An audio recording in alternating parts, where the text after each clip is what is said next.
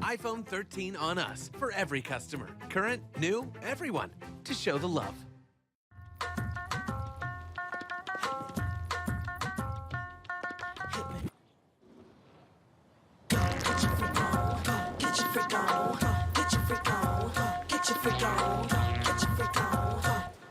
Black Star Network is here.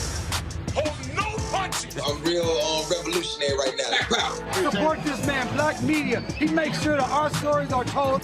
Thank you for being the voice of Black America, Roland. Stay black. I love y'all. All momentum we have now, we have to keep this going. The video looks phenomenal. See, there's a difference between Black Star Network and Black-owned media and something like CNN. You can't be Black-owned media and be scared. It's time to be smart. Bring your eyeballs home.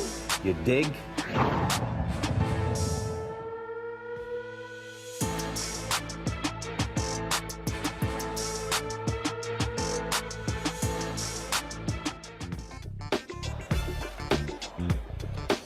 Today is Monday, June 13, 2022. Roland Martin Unfiltered, broadcasting live here from Atlanta from the UNCF 2022 Summit for Black Higher Education. So we'll be talking with Dr. Michael Lomax, who runs the organization. We'll be broadcasting for the next 3 days here, showing you what is happening in the world of HBCUs, how things have changed.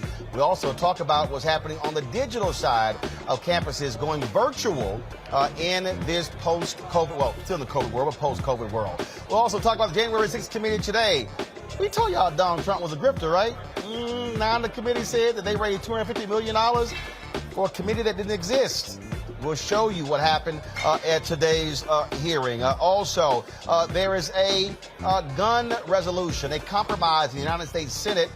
It is the first major gun legislation in nearly 30 years. We'll talk about whether it goes far enough. Now, a seventh Haitian at the Special Olympics in Florida has gone missing. Number 7. We'll give the details on that. Also, some heartbreaking news of one of the black and missing folks we told you about earlier this month. And Jennifer Hudson makes history as she wins the EGOT, the Emmy, the Grammy, the Oscar. Last night, she won the Tony Award. Folks, lots to cover right here on Roland Martin Unfiltered. It's time to bring the funk on the Black Star Network. Let's go. He's got it. Whatever the miss, he's on it. Whatever it is, he's got the scoop, the fact, the find. And when it breaks, he's right on time and it's rolling. Best believe he's knowing. Putting it down from sports to news to politics. With entertainment just for kicks, he's rolling. It's on go, roll, y'all. It's Roland Martin, rolling with Roland now. He's funk, he's fresh, he's real, the best, you know he's Roland Martin now.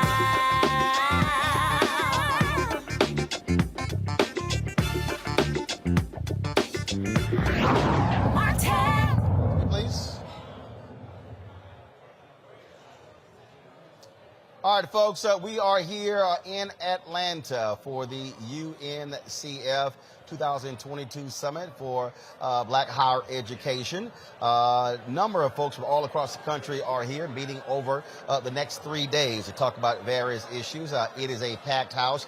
In about 30 minutes will be the opening session. We'll be carrying that live from Atlanta. And as I said, anybody who's been paying any attention, we have seen the resurgence of HBCUs across the country. There are a number of reasons, but we cannot deny the reality that with the death of George Floyd, there's been a significant financial increase to HBCUs, but also HBCU have seen explosion, many of them when it comes to students.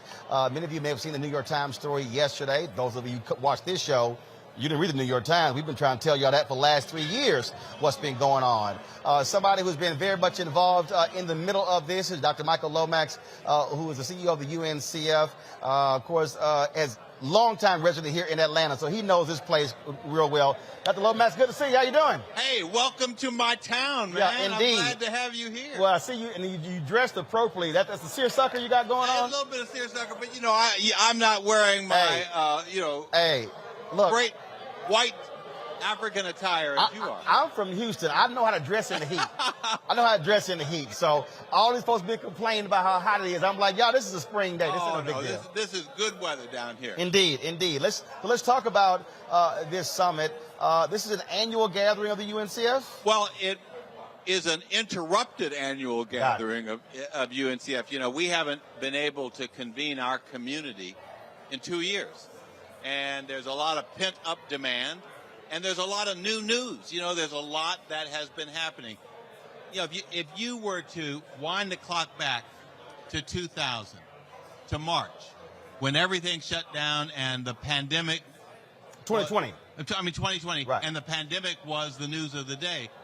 You know, I think if you were to ask black college presidents and black college students what's the future, they would say it looks pretty grim. Yeah. We're going to have to shut down campuses, go home. We're going to have to go online. No, I remember. My niece is a student at Howard University. I get the notice. I call her parents. I was like, she's going home. Yeah. And so I had to go get her, bring her to our house. I had to call a friend. I was like, say, man, Howard is shutting down in 24 hours.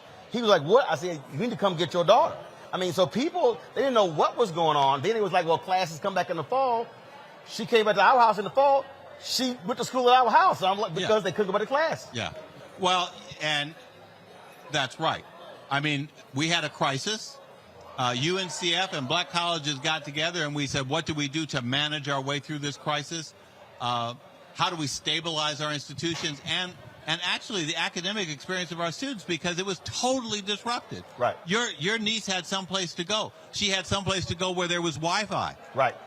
She had probably all this equipment you got in your hand. Yep. Think about most of our students didn't have that. So we had to jump in quickly. We had to provide Wi-Fi. We had to provide equipment. We had to help people find housing. In the fall, we had an early recovery, but it was only a partial recovery because a lot of our campuses could not open up. Right. And now, 2 years later, we're back. We're ending an academic year. We're preparing for another academic year. And guess what? HBCUs are more visible than they've ever been.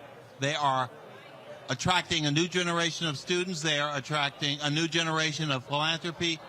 It seems like a period of opportunity. So we are convening at a time which is not really what we expected, but we are convening at a time of momentum. And the question is this momentum for the moment, or is this the new future for HBCUs? I'm going to come back to that in a second. I do want to talk about what was transpiring, especially in the digital space, because many HBCUs, like most black institutions, but not just black people, a lot of people all across the country were grossly unprepared for a totally virtual world. But the reality, it was exacerbated, frankly, in our community. There were a lot of HBCUs. I don't even want to talk. If I bring up HBCU online to Tom Joyner, he will start cussing. Yeah. Because what he was trying to do years ago, folks were resistant. A lot of black churches didn't want to be online. But all of a sudden, COVID, they had no choice. Yeah. And so what has been interesting over the last 2 years, it has forced so many institutions to have to do the things that they were long resisting. Yeah, and, black colleges and black churches, two foundation institutions in the black community, we could not afford to be shut down and not have an alternative. And so we did a lot of scurrying, but, we were pretty adaptable, and we found a way. I know in the work that we did, we had to help thousands of black college faculty transition their classes from in-person on a piece of paper and a lecture to online. We had to help institutions get the online ability to do that with their students. And we did. We did a pretty good job. Now what we're thinking about is how do we prepare for that new future? Right. And that's what we're doing here. We're also celebrating being together. This is a community, so we got to do a little celebrating. Right. But also understanding what was the journey for our students, our faculty, our institutions, and how do we make that a building block for the future? It is interesting you were talking about, how do you move in the future? Because I'm trying to think, I'm probably now up to 65 or so HBCUs that I've been to. Done 14 commencements. And so I was speaking to the South Carolina State alumni at the beginning of the year. New president. And what was interesting is these alumni were so focused on new buildings and getting students back on campus. And I was telling them, folks, pump your brakes. You're talking about South Carolina State when you were there. I said, you now have a world where there are students who can actually finish from your school and they're in California. Yeah. And I said, and this is what I told the alumni. I said, I need y'all to back the hell off and let your president do what he needs to do. And to realize that this forcing mechanism that we call COVID actually is laying a foundation for a broader reach for HBCUs.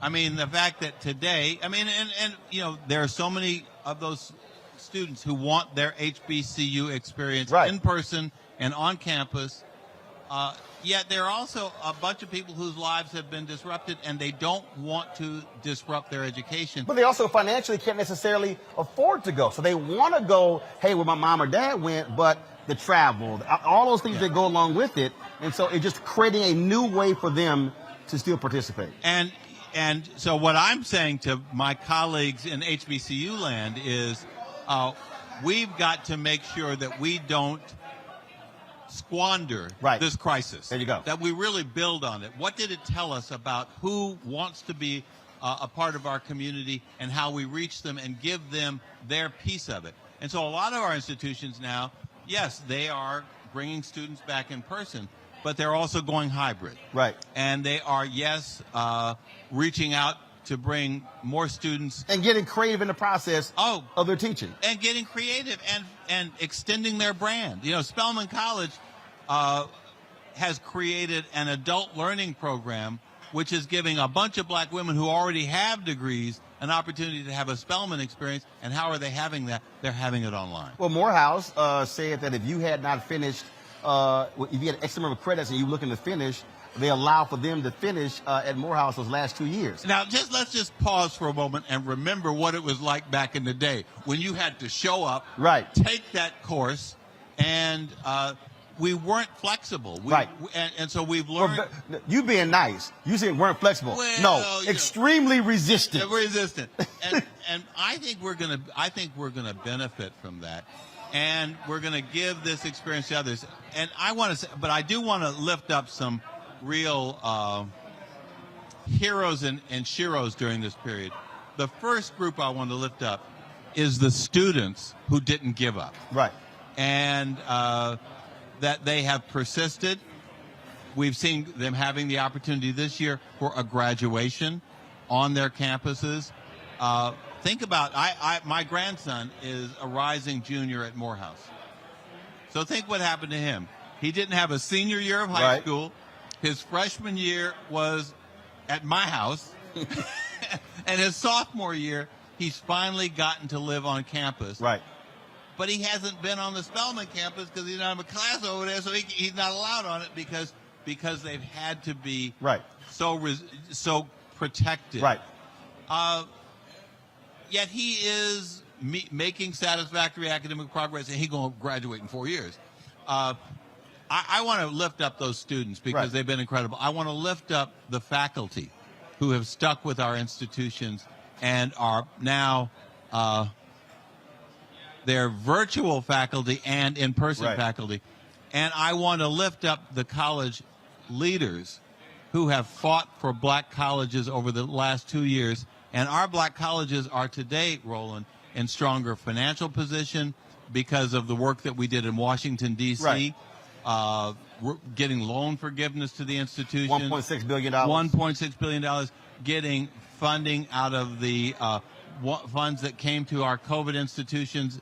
We were talking about nearly $7 billion, and we've covered that extensively on the show. And I gotta ask you this because this has been one of the things that's been driving me crazy. When I hear people who are very dismissive of that $7 or $8 billion, and I literally have gone through the numbers on the end, and I've had to show people that literally Alabama A&M, Alabama State, Florida A&M, North Carolina A&T, not going on the list, they got collectively 4 times as much money than the state was giving them. Yes. So all these people who were saying, we've got nothing for black people from Biden, from the Democrats in Congress, the fact of the matter is that $1.6 billion in loan forgiveness is huge. Oh, look, that funding has been the cushion that has saved historically black colleges. And folks, loan forgiveness means you ain't got to pay the money back. Yeah, that's right. That's what it means. And certainly black colleges deserve and need more. But this is a down payment and a significant down payment. And it has been done by the White House, the Congressional Black Caucus, and our allies in the United States Congress. Right. That's a big deal. Can't dismiss it. And then there's been private philanthropy. Now the private philanthropy, the federal funds went to everybody. Right. The private philanthropy went to a smaller group of them. And while I welcome that philanthropy and I appreciate it, you can't just support 20% of black colleges and expect 100% of them to produce different results. So we still live in a time when black colleges are playing catch up, and where there is a focus on helping the well-known few, right, and not the entire community. Right. And on that particular point there, because when it comes down to the money, there was a tremendous amount of money that was doled out to black institutions after the death of George Floyd. Some called it white guilt. Some said this was the reckoning. To your point about this moment, whatever, this is what I keep saying. We're operating what I call a third Reconstruction. Right. And so our mentality has to be that way.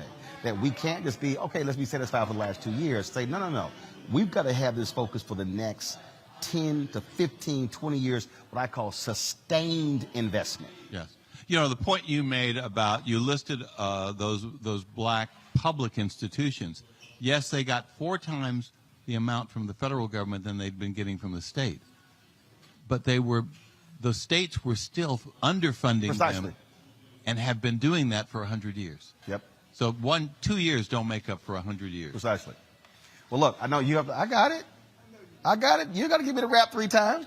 Tell Roy to slow down. This ain't my first rodeo. Well, so you got to. And guess what? It's not mine either. I got it right. And it's not ours together. We know when to stop the show. I looked at it. It's 6:19. The panel starts at 6:30.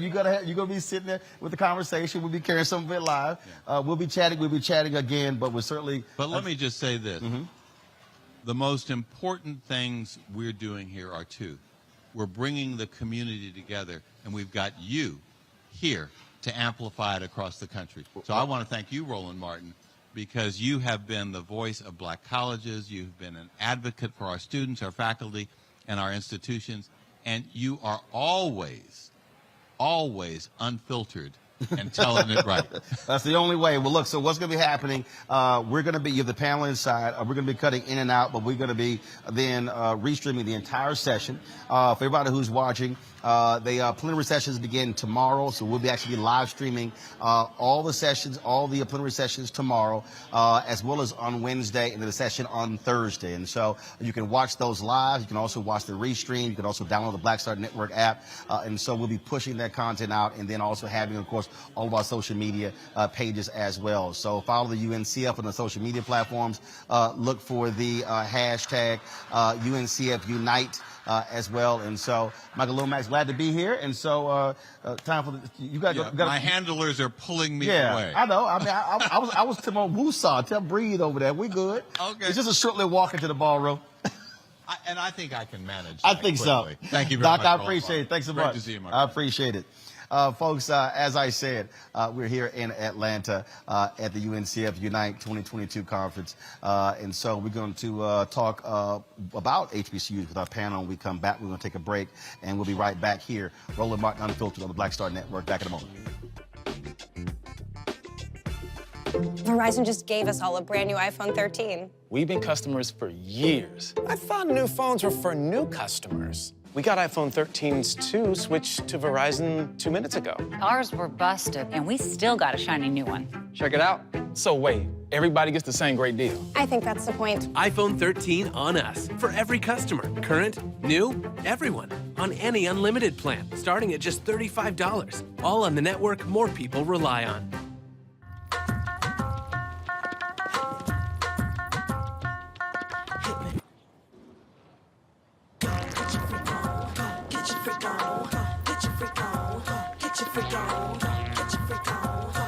On the next A Balanced Life with Dr. Jackie, we're talking all things mental health and how helping others can help you. We all have moments where we have struggles, and on this week's show, our guests demonstrate how helping others can also help you.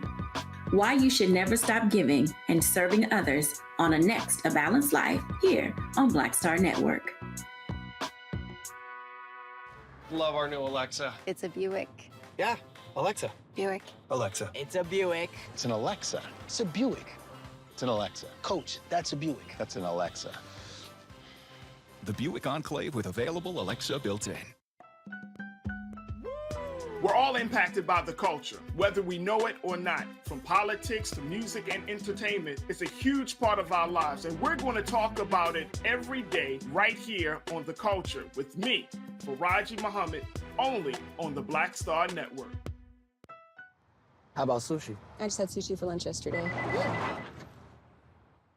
How about tacos? Automatic emergency braking, one of 6 advanced safety features standard on every 2022 Chevy Equinox. Find new technology. Find new roads. Chevrolet. I'm Bill Duke. This is Diala Riddle. What's up, y'all? I'm Will Packer. I'm Chrisette Michelle. Hi, I'm Chaley Rose, and you're watching Roland Martin Unfiltered.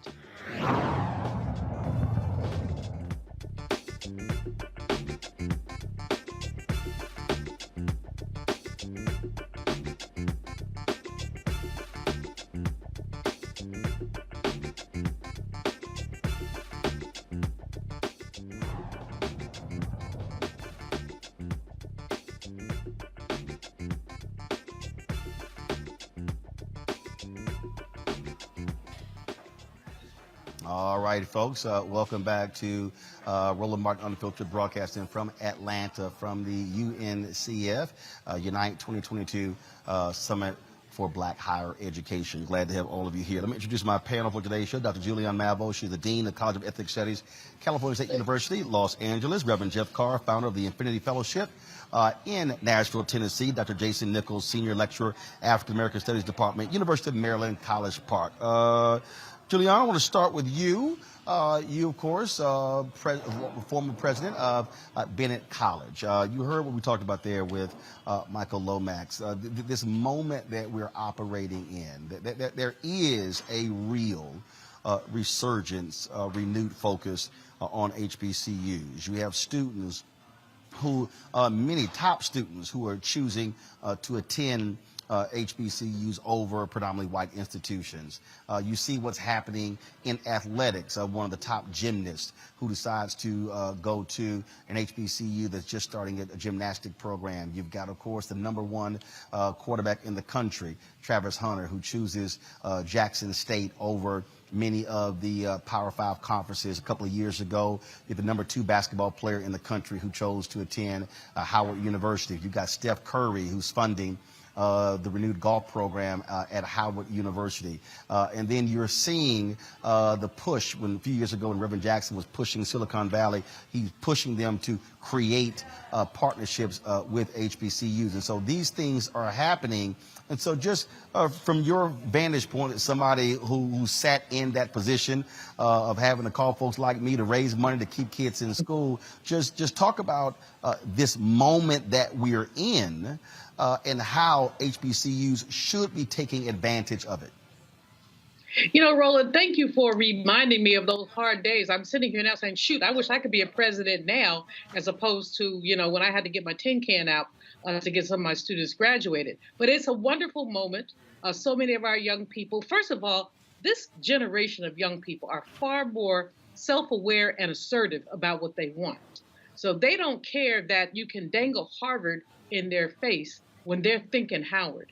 They want to have an undergraduate experience, if they're in person, that is friendly, that's compatible. They don't want to have to fight these white professors who basically have hidden biases, in some cases, some not so hidden biases.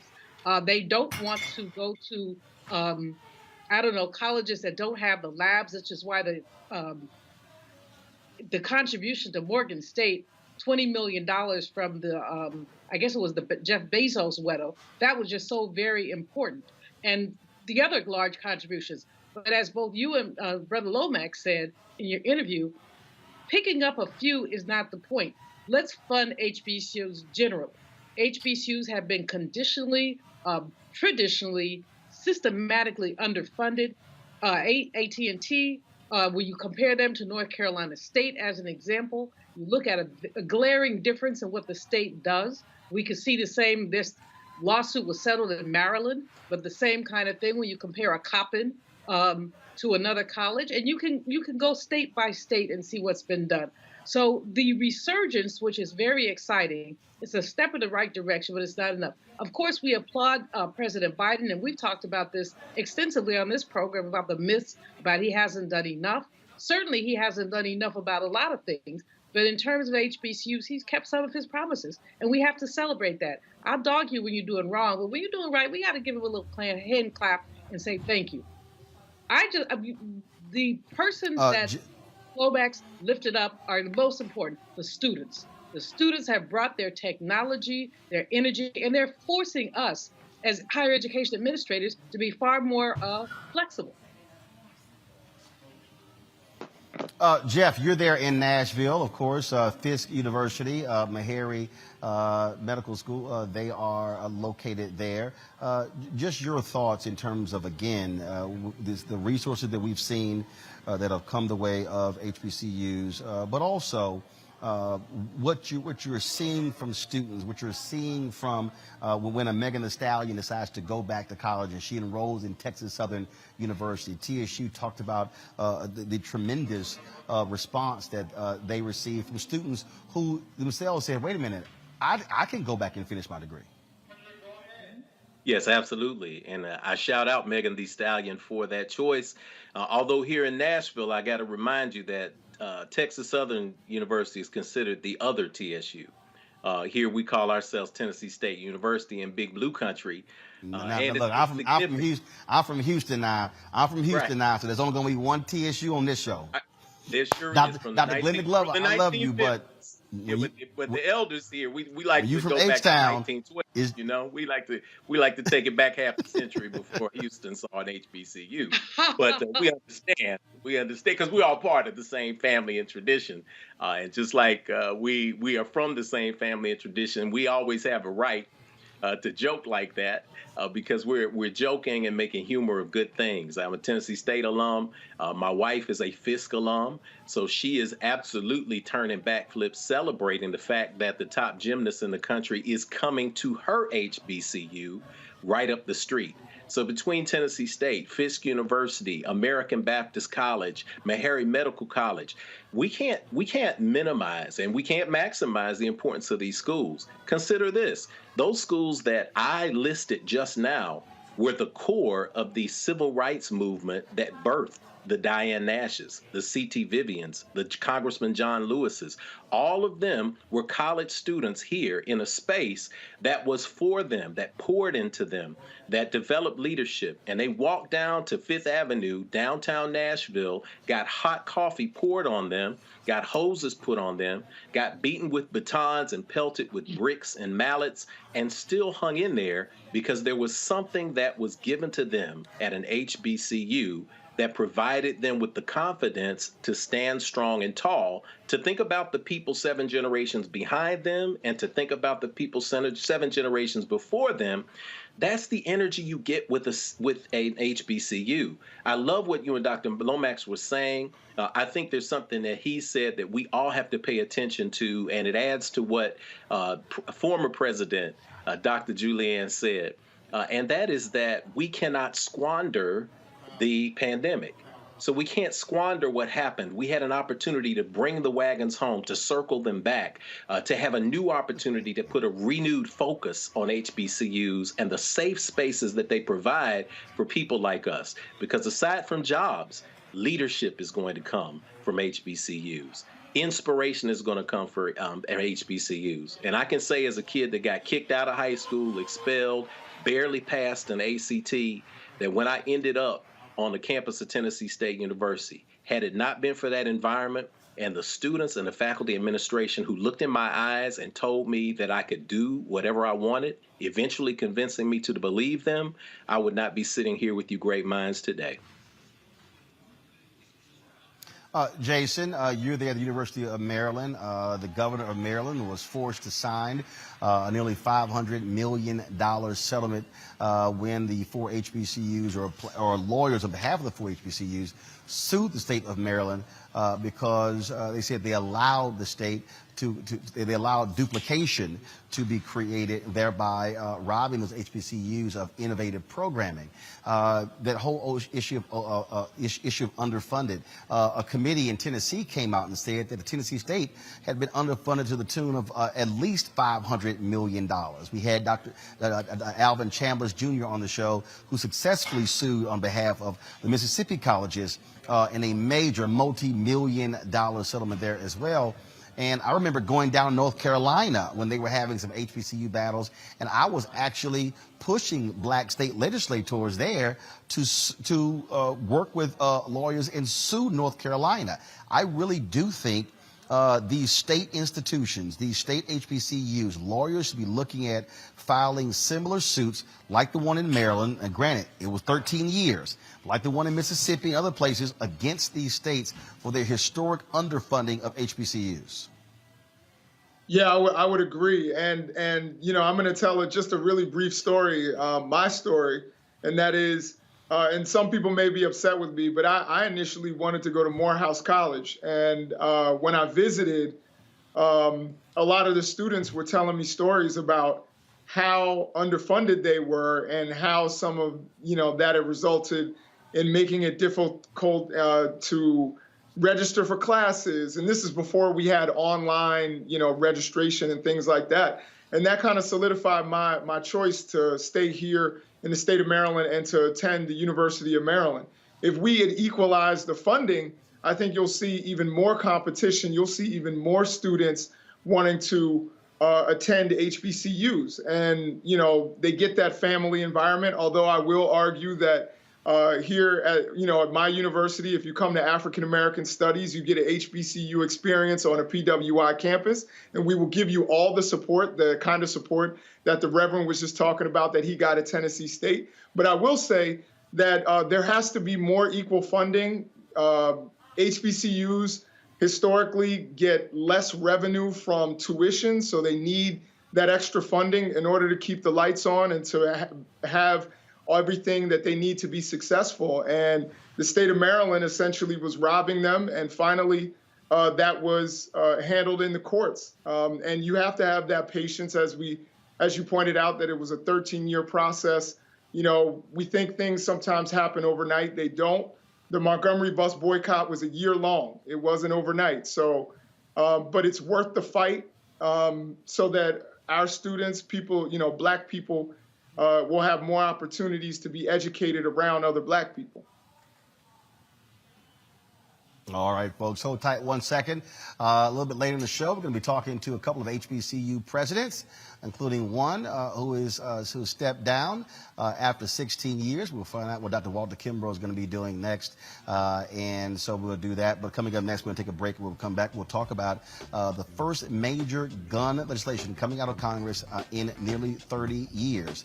Is this compromise bill good or bad for America? We'll discuss that next with someone for Moms for Demand. That's next on Roland Martin Unfiltered on the Black Star Network. Don't forget, download the Black Star Network app on all label platforms: Apple phone, Android phone, Apple TV, Android TV, Roku, Amazon Fire TV, Xbox One, Samsung Smart TV. You can also join our Bring the Funk fan club, where your dollars make it possible for us to do things like this: travel, report from different places across the country. Checks and money orders to P.O. Box 57196, Washington, D.C. 20037-0196. Cash App is $RM Unfiltered. PayPal is R Martin Unfiltered. Venmo is RM Unfiltered. Zelle is Roland at RolandSMartin.com. Roland at RolandMartinUnfiltered.com. We'll be right back from the UNCF Unite 2000 Summit for Black Higher Education. Love our new Alexa. It's a Buick. Yeah, Alexa. Buick. Alexa. It's a Buick. It's an Alexa. It's a Buick. It's an Alexa. Coach, that's a Buick. That's an Alexa. The Buick Enclave with available Alexa built in. A powerful movement is rising across America. From the Mississippi Delta to the Apache stronghold. From the homeless encampments of Washington State to the coal fields of Appalachia of West Virginia. We are the 140 million poor and low-wealth people in this country, and we are building the Poor People's Campaign, a national call for moral revival. On June 18th, ahead of this year's midterm elections, while the Congress is still in session, we will hold a mass Poor People's and Low-Wage Workers Assembly and moral march on Washington to arrest the attention of the nation, to put a face and a voice on poverty and low wages in this country. This is a watershed moment for justice and democracy in America. There are those who say that transformative change is impossible, but history teaches us that it is precisely in times like these that people must build a broad and deep movement from the bottom up. We must compel this nation to repent, to lament, and to see the realities that have been hidden for far too long. On June 18th, we will come together to lift the voices of the poor and low-wage workers who know that change is not only possible, it is essential for our survival. We will make the connections to show how systemic racism, poverty, ecological devastation, the denial of health care, the war economy, and the false moral narrative of religious nationalism and white supremacy are hurting us all. We will show the nation the faces of Americans who cannot afford to go back to normal. We will detail the policies that can move us toward a society that works for everyone. And we will pledge to go home and build power for transformative change in this year's election and for years to come. Because the question should have never been, how much will it cost to address poverty? The real question is, how much is it costing us not to? Somebody's been hurting our people. It's gone on far too long. And we won't be silent or unseen anymore. Join us in D.C. on June 18th. Build with us for a third reconstruction in America. Visit poorpeoplescampaign.org.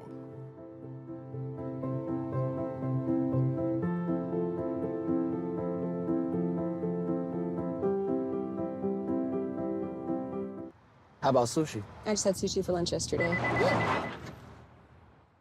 How about tacos? Automatic emergency braking, one of 6 advanced safety features standard on every 2022 Chevy Equinox. Find new technology. Find new roads. Chevrolet. Hi, I'm Vivian Green. Hi, this is Essence Atkins. Hey everybody, this is your man Fred Hammond, and you're watching Roland Martin, my man, Unfiltered.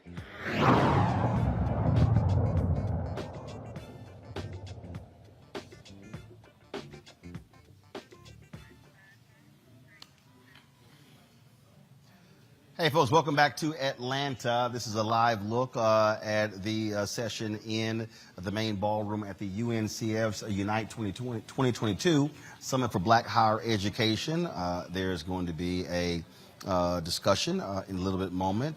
They are doing libations right now for those who are no longer with us, and so we will be joining them when that session actually begins. And so let's talk about big news of the day, where a bipartisan group of U.S. senators, they say that they have come to a compromise for the first gun safety bill in nearly 30 years. The proposal includes more resources for mental health, school safety, and more restrictions for dangerous individuals to get weapons.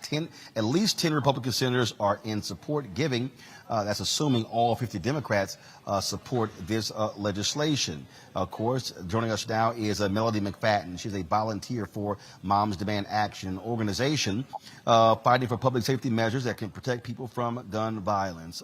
Melody, glad to have you here on Roland Martin Unfiltered. So first and foremost, from your perspective, from the perspective of your organization, is this a good bill? I have seen a number of progressive commentators and other politicians say this is horrible, it is weak, it is bad, it's not good enough. The Democrats caved in. What is Moms Demand Action? What is their response to this bill?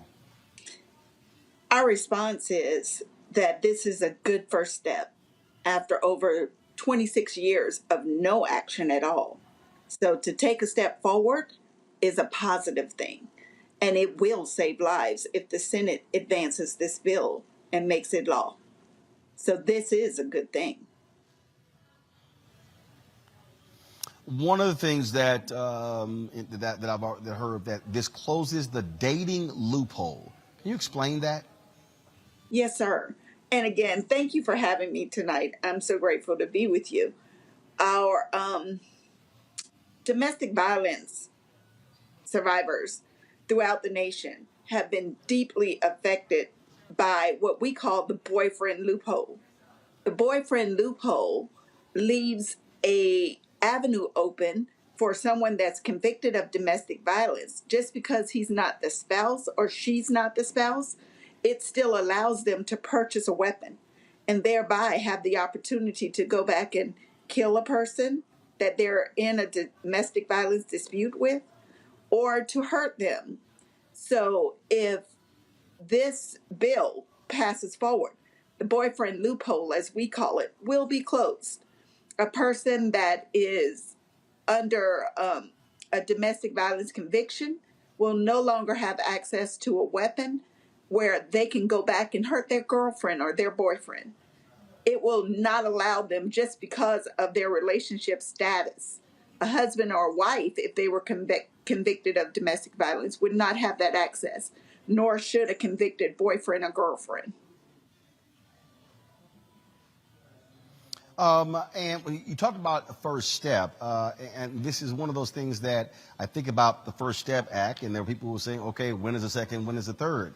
So it's not as if this bill gets passed in both chambers and goes to the president. There cannot be another bill. There are still people who believe that America must raise the age from 18 to 21 and must also ban assault weapons. That is true. That is very true. Especially because this bill does have something towards that. That is why I say it is a good first step. It is going to expand background checks for those under 21 years old. It gives us a chance to speak with local law enforcement. It gives a chance for a state background check before a person can just presently, they can buy a weapon and walk right out with it. This will give us some time to do a proper background check some mental health issues, check some other issues, so that a weapon shouldn't end up in the hands of someone that is going to hurt others or themselves. All right, Melody, with Moms Demand Action. First of all, we certainly appreciate you joining us. Look, y'all have been on the forefront of fighting this for quite some time. We will continue. And others. Absolutely, absolutely. Well, we certainly appreciate the work that y'all have been doing. Thanks a lot. I want to say thank you again, because this honors my taken loved ones from gun violence. My mother was taken, and my niece, Sandy Patrice. So thank you so much for having me. We appreciate it. Thank you so very much.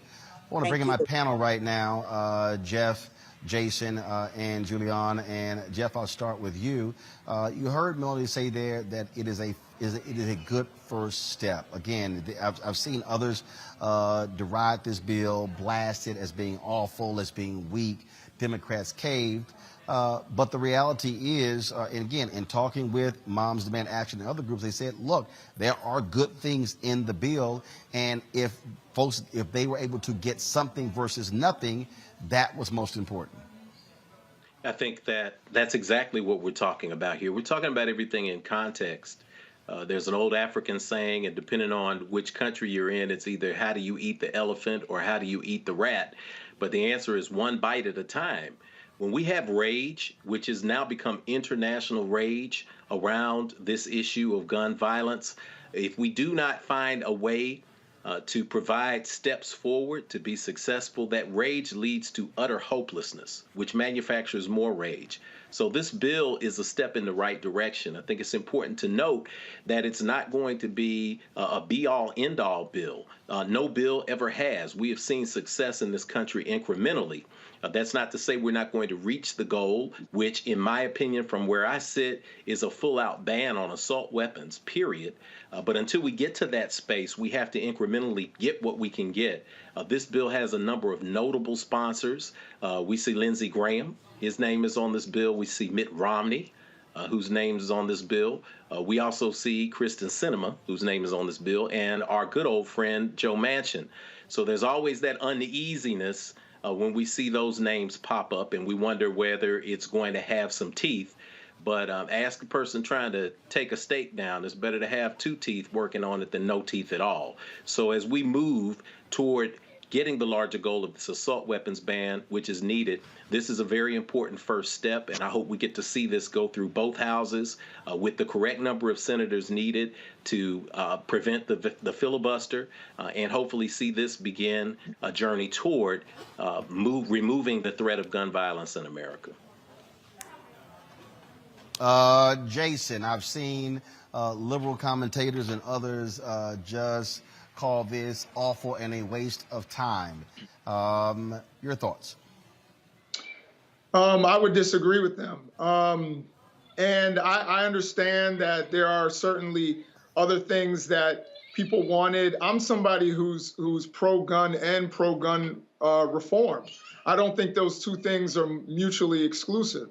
But of course, I wanted things that weren't in this bill. But at the same time, we have to be realistic. You have, as the Reverend mentioned, you have Kristen Sinema and you have Joe Manchin, who are not going to end the filibuster. You need 10 Republicans. You're not going to get John Cornyn to vote for an assault weapons ban. You're not going to get Lindsey Graham to vote for an assault weapons ban. But you can get expanded background checks that will save people's lives. You can get red flag laws. You can end the boyfriend loophole. These are really important things that are going to save lives. Is it going to be perfect? Is it everything that people like me and you and others want? No, but this is politics in our democracy. This is how it works. You have to compromise at certain points. And as you make your point stronger and stronger, perhaps we'll be able to do something. But as your last guest pointed out, it's been 26 years, nearly 3 decades with no action, zero, none. You know, since that assault weapons ban expired, there has been pretty much nothing done on this issue, even on things that were very popular. So the fact that you can get 10 Republicans to sign on to this and actually get some action and get a bill to Joe Biden's desk, possibly, I think that that's something to be excited about. And many of the people who have put so much sweat equity into gun reform, like the David Hoggs of the world and the Parkland kids, they are excited about it. So I think it's not perfect, but it is something, and it's something that's a lot more than that's happened in 3 decades. Julian Yank Uger, of course, with the Young Turks, was not happy at all. This is how he responded to a tweet by Senator Chris Murphy. He said, "Sure, pass it." Y'all should be able to pull it up, folks. Can you pull it up? Sure, pass it, but it's nearly useless other than as political cover for Republicans and Democrats who don't want to appear to be doing nothing. This doesn't even seem to have a single one of the really benign suggestions McConaughey said the other day in the White House. You know, Roland, there's a saying, don't let the perfect get in the way of the good. The fact is, I agree with both of my colleagues here. This is a step forward. It may be a mini step, but certainly nothing has been done. The National Rifle Association has had such a strong hold on the Republican Party, and you've had the likes of Manchin and Sinema, and they're not the only ones, who basically tilt their dinos, Democrats in name only. So we haven't seen the progress we'd like to see. The Young Turks, I love them, but they are solid gold progressives, and you don't get everything you want in politics. I mean, they need to go back to civics, high school civics, or political science 101. Basically, you don't want to see legislation made. People say you don't want to see either sausage or legislation made because it's messy. So we don't know what was left on the table. But what we know is that folks were able to get 10 Republicans to sit down. And until they change the filibuster, which is not likely to happen anytime soon, this may be as good as it gets. Would I rather have this than nothing? Oh, absolutely. And so Mr. Young Turk bloviating is what he's doing, is bloviating, because I don't think he's ever sat with legislators and watched them horse trade. Now, it is weak, but again, it's better than nothing. And let's just all repeat, it's better than nothing. Do not let the perfect get in the way of the good.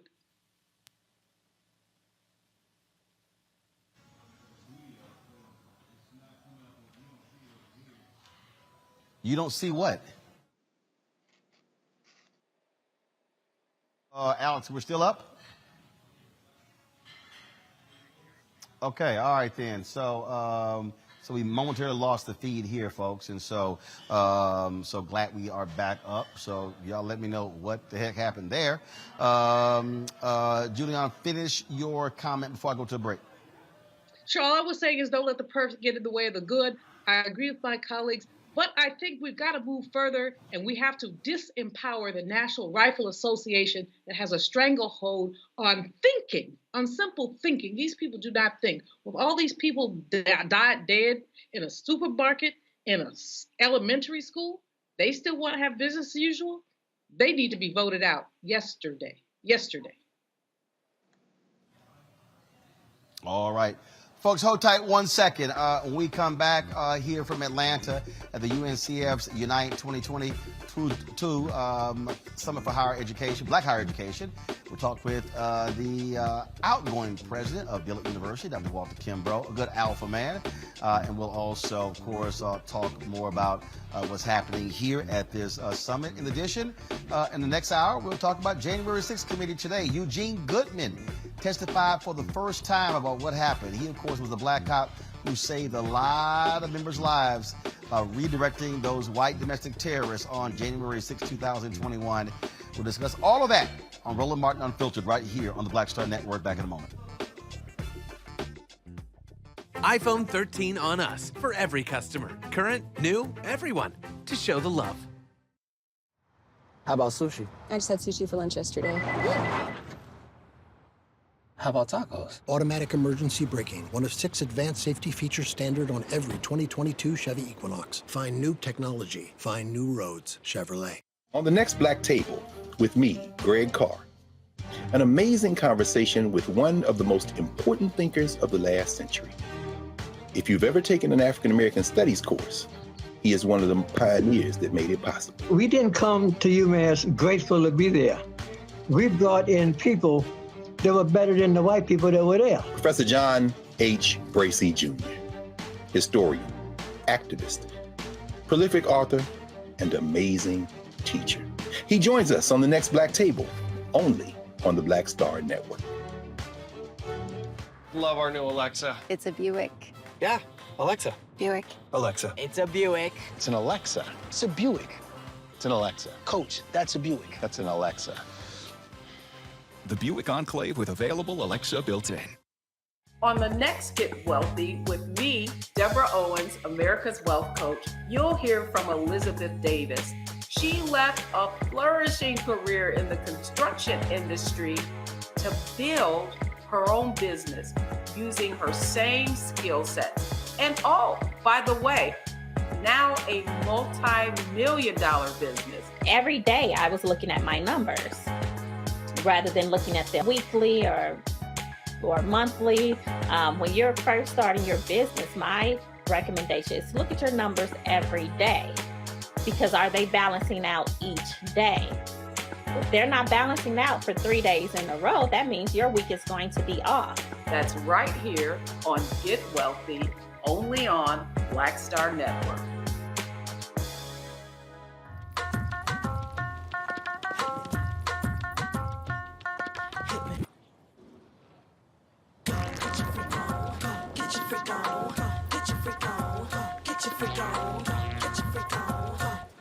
On the next A Balanced Life with Dr. Jackie, we're talking all things mental health and how helping others can help you. We all have moments where we have struggles, and on this week's show, our guests demonstrate how helping others can also help you.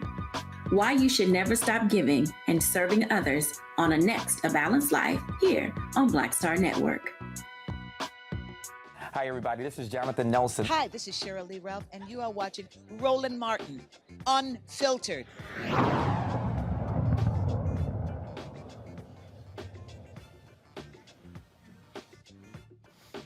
All right, folks, welcome back to Atlanta. We are here at the United Negro College Fund 2022 Summit for Black Higher Education. We'll be here for the next 3 days, live streaming various events. There's a session happening right now. Let's do this. Let's go live to this session. Let's see what they're talking about.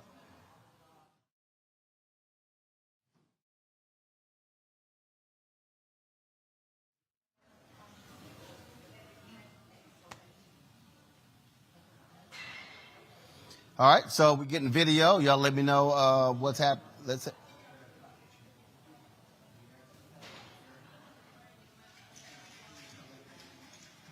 All right, we're not. PGIM, which is the asset management arm of Prudential. It's the 10th largest asset management in the world, with over $1.6 trillion in assets under management, launched a new program called HBCU Strategic Initiatives, led by my colleague Timothy Woods, who is here as well. Under his leadership, the program aims to establish and maintain student-run investment funds, in addition to providing training and scholarships at HBCUs, with the goal to further diversify asset management across the country. He will also lead an education and training initiative focusing on managing school endowments. And lastly, through our partnership with Student Freedom Initiative, we launched the Micro Grants Fund, which provides emergency cash assistance to cover unexpected expenses that does not have to be repaid. The program has launched with 9 HBCUs, and that number will only continue to grow. With that, I hope during the course of this week's convening, we might find time to connect and learn more about each other's work and how Prudential might partner with all of you. I would now like to introduce Dr. Eddie Cole in what will be a thought-provoking opening plenary.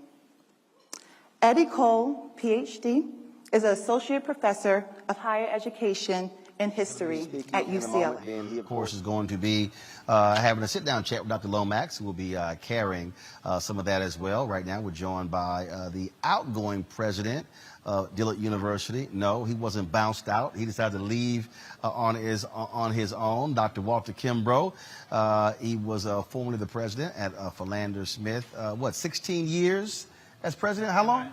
I'm in my 18th year. 18th year. Yeah. Your 18th year. It's a lifetime. And so, good alpha man. Glad to see you here. So, first question, what you doing? Did you just say, you know what, it's time to step down and recharge and find out what's the next thing for you?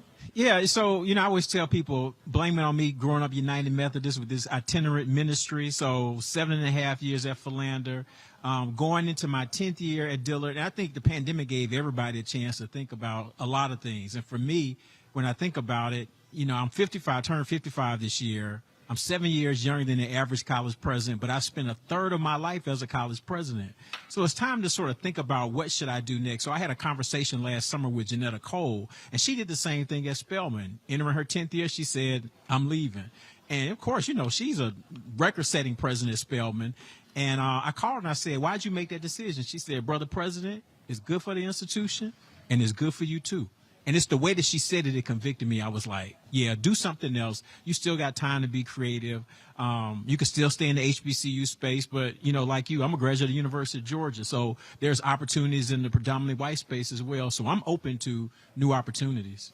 So I juxtapose what you just said to Dr. Harvey, who just retired at Hampton. And he was there, 40? Yeah, like 44 years. 40 plus years. I mean, that is a very long time. First of all, it's rare to have somebody be the president of an HBCU or any institution for that long. But also, I think it's a part of it. I also look at this as when you've left a place in the right position, then frankly, you make it easier for the next person to take it to the next level. Right. No, exactly. I think that institutions like HBCUs, a lot of institutions are living organisms. And so Dillard today is not the same Dillard that it was 10 years ago. We were still rebuilding from Hurricane Katrina. We didn't have all of our buildings open. So it's a very different place. And so as the institution grows, there's somebody who has different skills and strengths that will help at this point in time. And I want a different experience too. So how do I grow as a person and look for those as well? And I don't think people think about that. They're just like, I'm going to ride this until the wheels fall off. I'm like, that's okay. But, everybody knows people who retire on the job as well. And I'm not going to be that person. So I want to make sure I get different experiences. And because Dillard is in a really good place, let someone come in with new creativity, new energy, and take us to another level. That's a win for everybody. I look at one of your counterparts, Dr. Ruth Simmons, who stepped down at Prairie View A&M University. Although I'm still trying to figure out what's going on there. When I read the statement, I was kind of like, I was trying sort of reading between the lines. I didn't get the sense that she was ready to leave, but I'm gonna try to have a conversation with her eventually. Right. But walk folks through, and definitely, Juliana's on our panel today. First of all, you last in 10 years. It's a whole, I mean, if there's one untenable position, it has been a lot of HBCUs. I mean, shuffling presidents in and out, a lot of instability, changing of leadership.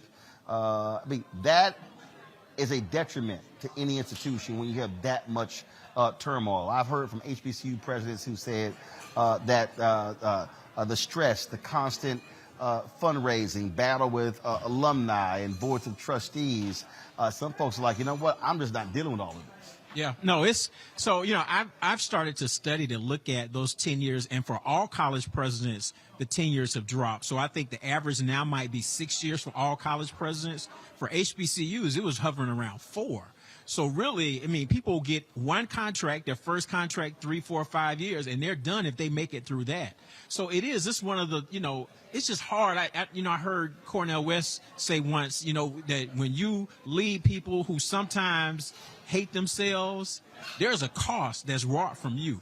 I believe that. You just see it. It's just people who are dealing with their stuff. And sometimes as a president, I've learned to not take things personally, because sometimes people are lashing out, and it might be at me, and it has nothing to do with me.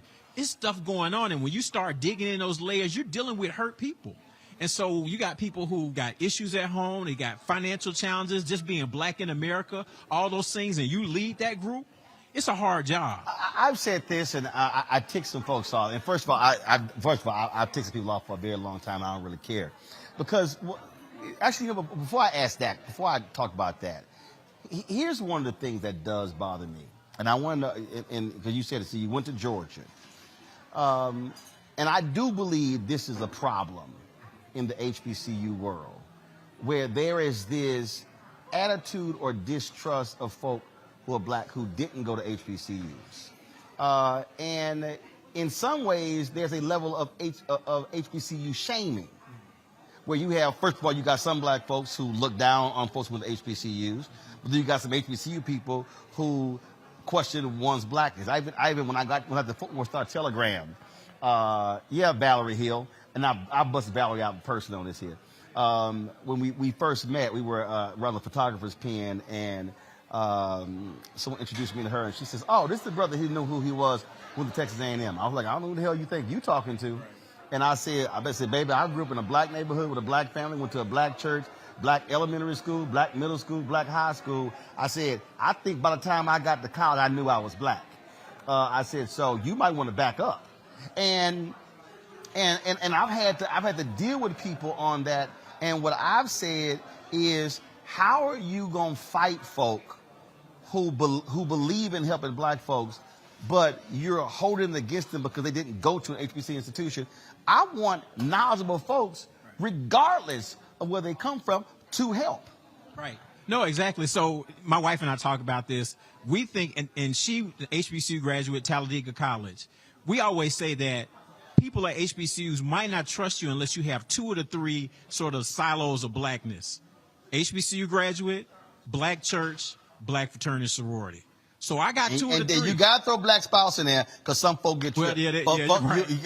Might be 4. Right. But yeah. So, right. So so it's like I got those 2, but the same as you. I grew up here in Atlanta, black elementary, middle, high school. I mean, I've been around blackness all the time, so I was able to make that. But then I'll tell people, I would argue, the greatest HBCU president was Benjamin Mays, who went to Bates College in Maine. So he didn't go to an HBCU, and he created this idea of a Morehouse man. So, and he's always been my role model. My high school, Benjamin Mays High School, was named after him because he was superintendent of schools here in Atlanta. So, as long as those people understand blackness, I think that's okay. But there is sometimes that sort of stigma, like, oh, well, you didn't attend an HBCU. And a lot of times, people who attend an HBCU, once they come back and work at one, realize that's a different experience. Because students a lot of times don't fully understand what has to happen to make that institution run. Right. So just by attending doesn't mean you're an expert on HBCU. And I want to deal with that, because one of the things that, and I said this a couple of months ago, about a month and a half ago, and I was talking about specifically in the area of sports, media rights, things along those lines, that there's a whole lot that HBCU folks don't know in terms of how this business operates. I've said that there have been some bad deals people have signed that I personally believe that folks have not, that they've been undervalued, if you will, negotiating. I believe that many of us, we talk about the pain of black folks, many of us suffer from white validation. We believe that if CNN doesn't show up or if ESPN doesn't show up, therefore it's not legitimate. When in reality, my whole deal is if you can own the product, then you actually can make more money than you might signing a rights deal with ESPN. And one of the things that I said is I said to all HBCU presidents, if you don't know jack about this space and your AD don't know and your general counsel don't know, please go out and hire some African Americans with unique skill set in these areas that can maximize your revenue when it comes to sports rights, when it comes to licensing deals and things along those lines. And that rubs some people the wrong way when I said that there are people who are sitting on boards of trustees right now who ain't got no business being on those boards. I said, now y'all can be mad all y'all want to, but I also see it in black organizations. I fundamentally believe that there has to be a massive shakeup in what I call black leadership, because we got a lot of nice people, but they simply don't have the expertise for the areas and the size of the budgets they're governing. Right. Your thoughts? Right. No, exactly. So, I mean, it's interesting you said that. You were sharing some information with me about that. Our athletic conference, Gulf Coast Athletic Conference, we're small NAIA schools, but at our president's meeting last week, we were having these conversations to say, what's the best package for us, working with some African-American companies to say, how do we, share our content? Can we do it through TV? Can we do it streaming? How do we get that revenue? So we're having that conversation even as a small, and realizing we don't have the expertise. So let's go out there and reach, and every company that we've been talking to and getting these RFPs for are black-owned companies to help us do exactly what you said. So there are some of us who are listening, because I think you're right, and I think you made the point. You're saying people are excited. You're on ESPN3, but you're still watching that online, so it's not like you're on regular ESPN. Nope. You ain't getting nothing from it. Right. So you're just saying, so if you on ESPN. If you getting zero, right, all you getting is just say, yeah, that we're on ESPN. Right. And I'm sorry, that just makes no sense to me. Right. Because I've traveled, I mean, like I said, Dr. Lomax, I've been Dillard. I've probably been in Philander. Right. I've probably been, I think I'm around 65 HBCUs. And every time I go to one, and it's just natural for me, I assess media, I assess equipment, I assess facilities. I've said to every single one of the HBCUs, look, I have experts on my show all the time. Every HBCU should have basically a Skype room with their monitor, with their camera, where their professors can come in, do interviews, things along those lines. I say it because that's what University of Virginia does, and A&M and other universities. And every time when I throw this thing out, people are like, man, well, we ain't got the money. I said, y'all,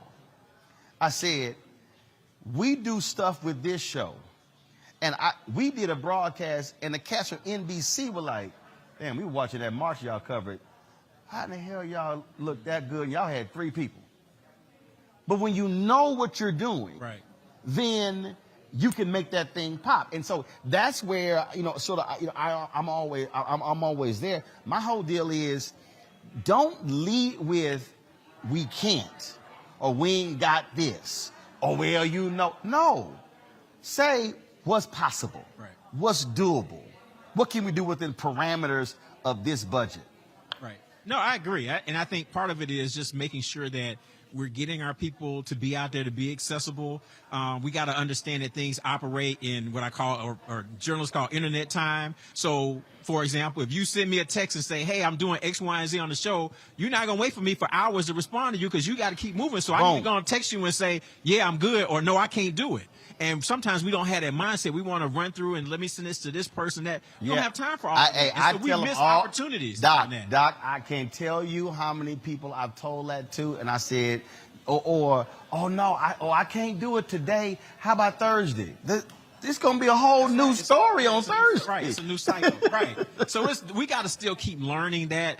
So I think you got to keep giving that message out, and people, because they'll ask us, Dillard, I've shown them, media ad values. We have companies that will show how much of a media value you're getting for these appearances. When I first got Dillard, it was $15 million. Last year it was $85 million, and there's more than most of the people in the city of New Orleans. And if you do per student, it's even more than Tulane. So it's like, well, how are y'all doing that? Because we take advantage of the opportunity. There you go. And black media counts too, and people don't understand that, but they counting all of that. They counting all of Sustained. that. So if I got Dr. Robert Collins on your show, yes. they count that. That's my it. media value. There you go. There you go. What would you say has been, I ask book authors this all the time. What has been your biggest wow moment? That something that shocked you, that you were just blown away by in these 18 years as an HBCU president? Man, that's, I would say probably over the last few years was right before the 2016 election, when we were hosting a Senate debate and David Duke qualified.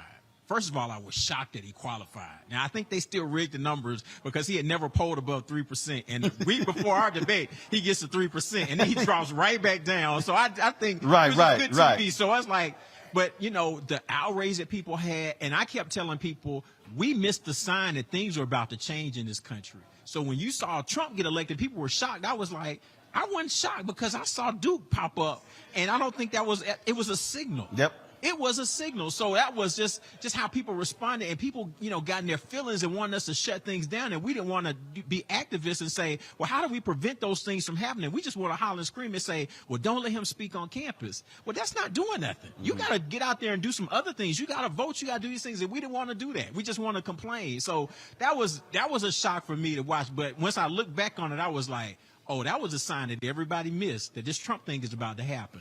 You took a lot of heat when Candace Owens came to Dillard. Yeah, a little bit. Not too bad. People were upset, and I was like, no, let me tell you, that room was packed because students wanted to hear, because it's like, who is this black girl riding for Trump like this?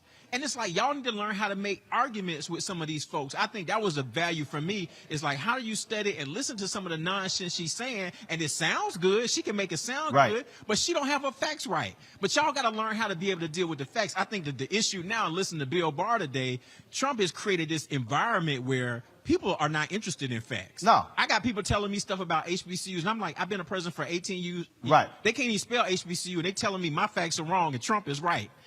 Well, we've experienced that over the last 3 or 4 years. But every time something would happen, and all of these, they would have these black folks, they would jump out and they would start hollering and talking. I'm like, whoa, y'all know what the hell y'all talking about? Nope. And then you would come on Twitter and lay this whole thing out, and people they would try to throw something else out. It was kind of like, y'all, like, you have no idea. I remember, I remember there was somebody who was trying to tell you, like, yeah, I've only actually been a president. Right. I'm looking at actual budgets. You're talking about what you heard this man say. It's like, I'm looking at my budget. I'm looking at the federal budget. I'm looking at his budget. I'm looking at all of it. I'm looking at real numbers. And you did come back and just say, well, you just don't like Trump. It ain't about me liking him. let's deal with the facts. Right. You know what I'm saying? So, yeah, we got to do better. Most, I got to say the wow moment, but that most enjoyable moment or thing that you've experienced? Every year for me is graduation. It's just, and the stories, like this year we had the young lady who, it just went viral. She texted me at 4:45 in the morning saying, I am not going to make graduation. I just got admitted to the hospital to have this baby. And we had been talking for weeks to try to figure out how I was like, all right, so you think you're going to make it? Well, the doctor's going, induce later on. I said, okay, well, if you're feeling funny at the ceremony, we're going to move you up and get you out of there.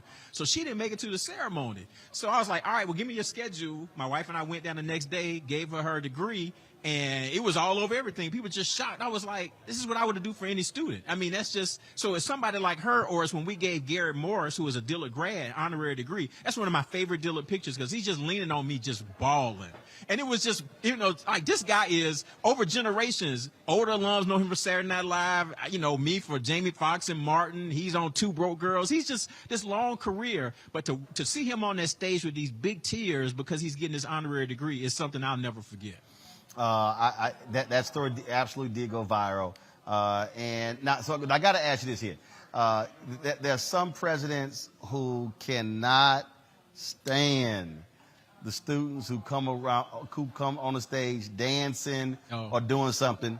But then you got like Winston-Salem State. Yeah.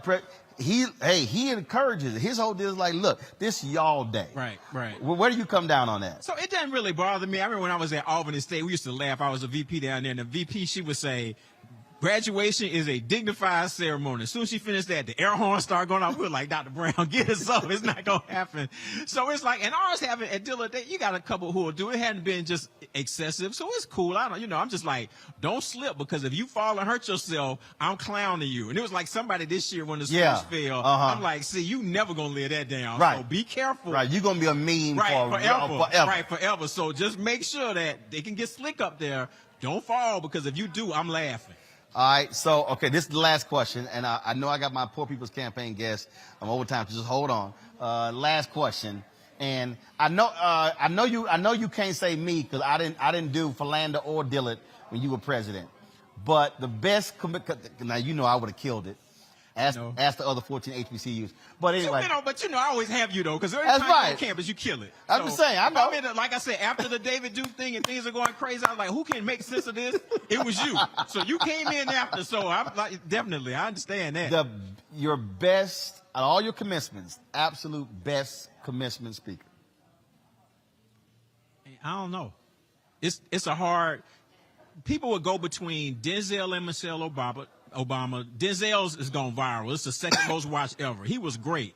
But I'm going to tell you, last year, Michael Ealy went straight black power that people were not ready for. I don't think I was ready for him. Really? Michael Ealy, that was one of the most, because I had faculty members saying, okay, he might have been the best. Wow. That brother, he really prepared. But because people just thought, my wife said these women came looking for the eye candy. They got meat and potatoes. Brother was deep. He was deep. I was like, all right, so the folks who didn't see it, it's on our YouTube channel. Michael Ealy's commencement speech was absolutely fantastic. So for me, he might be my number one. And like I said, Janelle Monáe was great.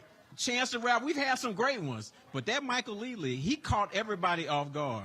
Really? He caught, he was like, because, he's just saying, like, why are we, once again, this white validation. He said, why is everybody trying to be the black Bill Gates? I don't everybody hear themselves say, I want to be the white Oprah. We were like, okay. He went there. It was great. Okay. Michael Ealy. I'm gonna have to hit him up on that. Check. Yeah, he was great. I'm gonna have to watch that. Yeah. Then I got to give him a call. So, all right then. Dr. Kimbrough, always good to see you, man. Anytime, man. Good luck on what's next. Let us know what it is. I will. And we definitely will chat about it. All right. Sounds good. I appreciate it. Thanks a bunch. All right, folks, when we come back, we're going to talk with, all week we're going to talk with dads who were involved in the Poor People's Campaign. Of course, their massive march in D.C. is taking place on Saturday, June 18th. We will be there broadcasting live from there. Reverend Dr. William Barber, Reverend Liz P. O'Harris, and the Poor People's Campaign. So we'll discuss that with one of the dads next right here on Roland Martin Unfiltered, the Black Star Network, broadcasting live from the UNCF Unite 2022 Summit for Black Higher Education here in Atlanta. We'll be right back.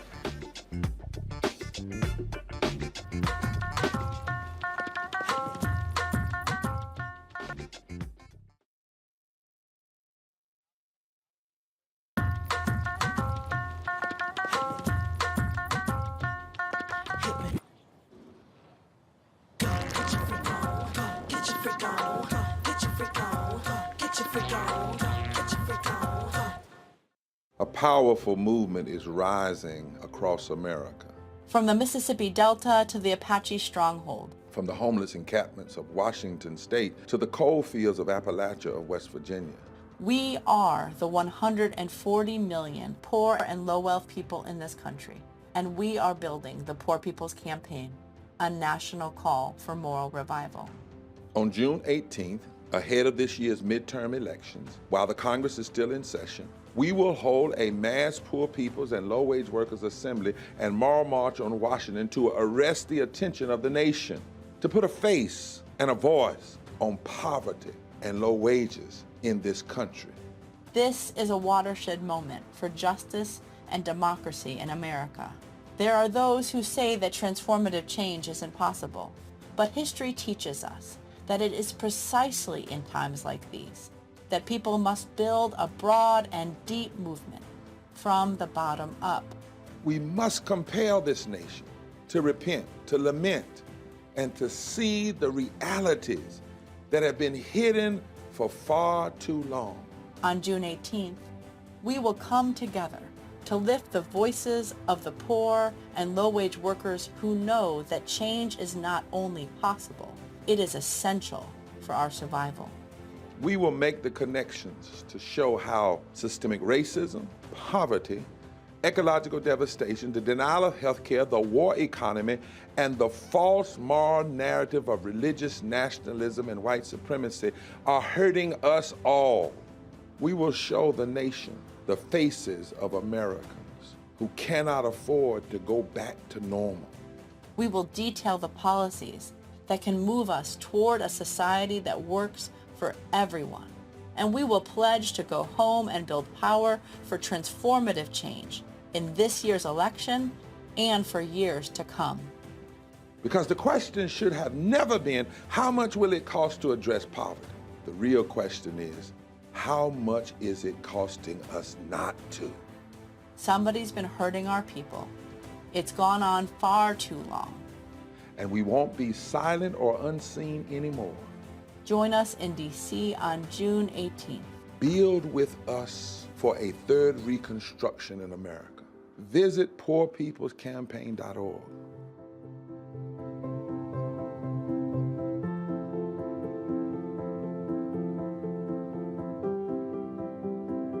Love our new Alexa. It's a Buick. Yeah, Alexa. Buick. Alexa. It's a Buick. It's an Alexa. It's a Buick. It's an Alexa. Coach, that's a Buick. That's an Alexa. The Buick Enclave with available Alexa built-in. Hey, I'm Deion Cole from Blackest. What's up? I'm Lance Gross, and you're watching Roland Martin Unfiltered. Partnerships emerged out of this. But ultimately, the wealthier universities with more resources understood that to have system-wide change within U.S. higher education, you had to look toward black colleges and universities. Hundreds of thousands of dollars went into these programs.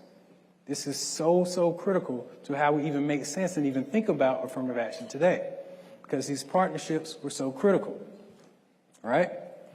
Now, with that said, somewhere along the way, those wealthier institutions turned their attention away from the black colleges and universities and turned their attention inward to just themselves. This photograph here shows Rudolph Jones, president of Fayetteville State, at the MIT conference. But as you had black leaders at MIT coming up with these programs, you also had whispers among some white academic leaders and white faculty that looked like some of these quotes. Coming across the archives, you can imagine how I felt when I saw this quote from the president of the University of Wisconsin that said, "I personally, at first, was rather doubtful about this approach since I thought that integration would eventually wipe out the predominantly Negro label." President Fred Harvey Harrington, University of Wisconsin.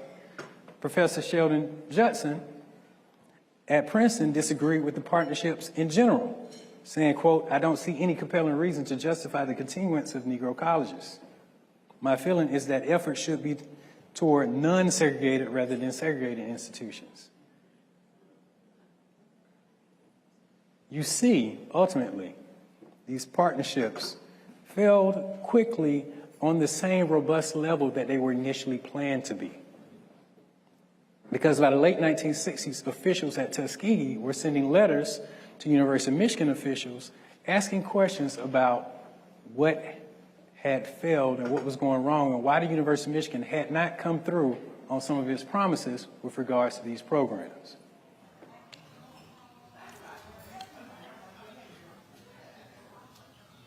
All right, folks, That again is the opening plenary session at the UNCF Unite 2022 Summit for Black Higher Education. As I said to you before we went to break, this Saturday, the Poor People's Campaign, we're going to have their mass march on the nation's mall. They have been mobilizing and organizing 140 million low-income workers in this country, trying to force policymakers to speak to their agenda.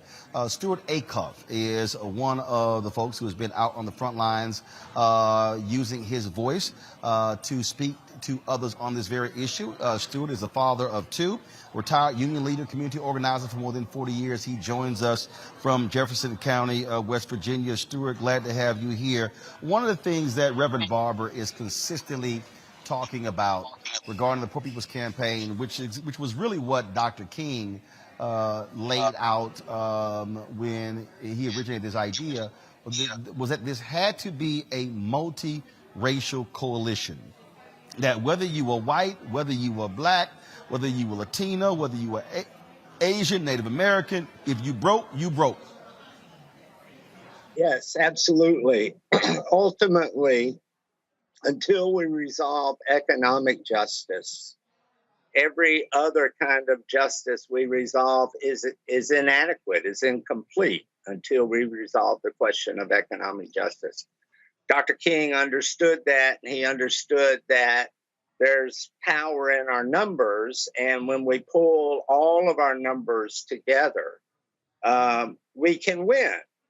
And in fact, that's the history of the American labor movement. It's the history of the American civil rights movement, which was very well connected to the American labor movement, particularly in the person of A. Philip Randolph, who was one of the greatest organizers America's ever seen.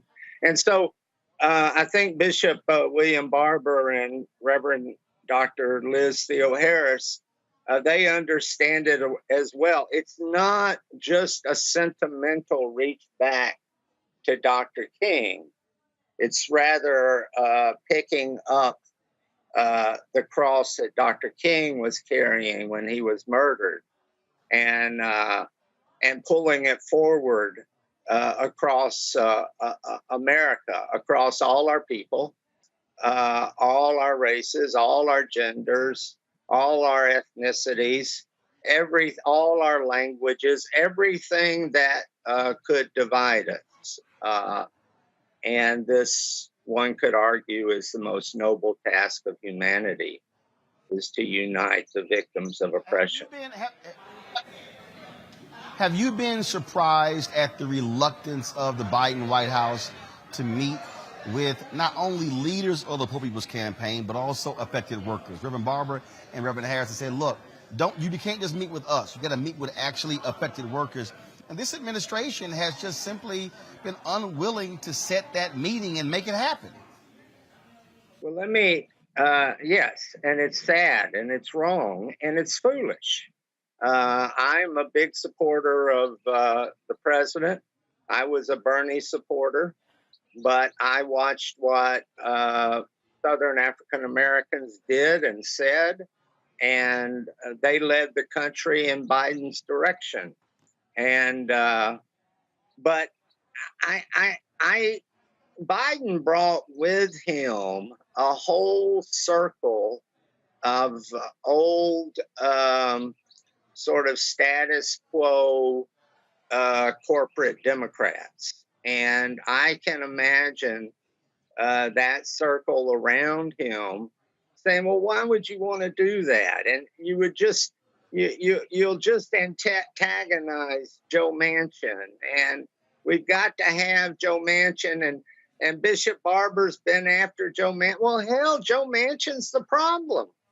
And so if that is holding the president back, then that is itself the problem. So I don't understand that. And I understand this question of we've got to deal with the reality of the numbers. That's absolutely right. But we also have a future to deal with. And we have to make the case in action for the elections next November. And part of what we're going to be doing on Saturday is with thousands and thousands of people from all across continental America, 43 different states, I think, are coming.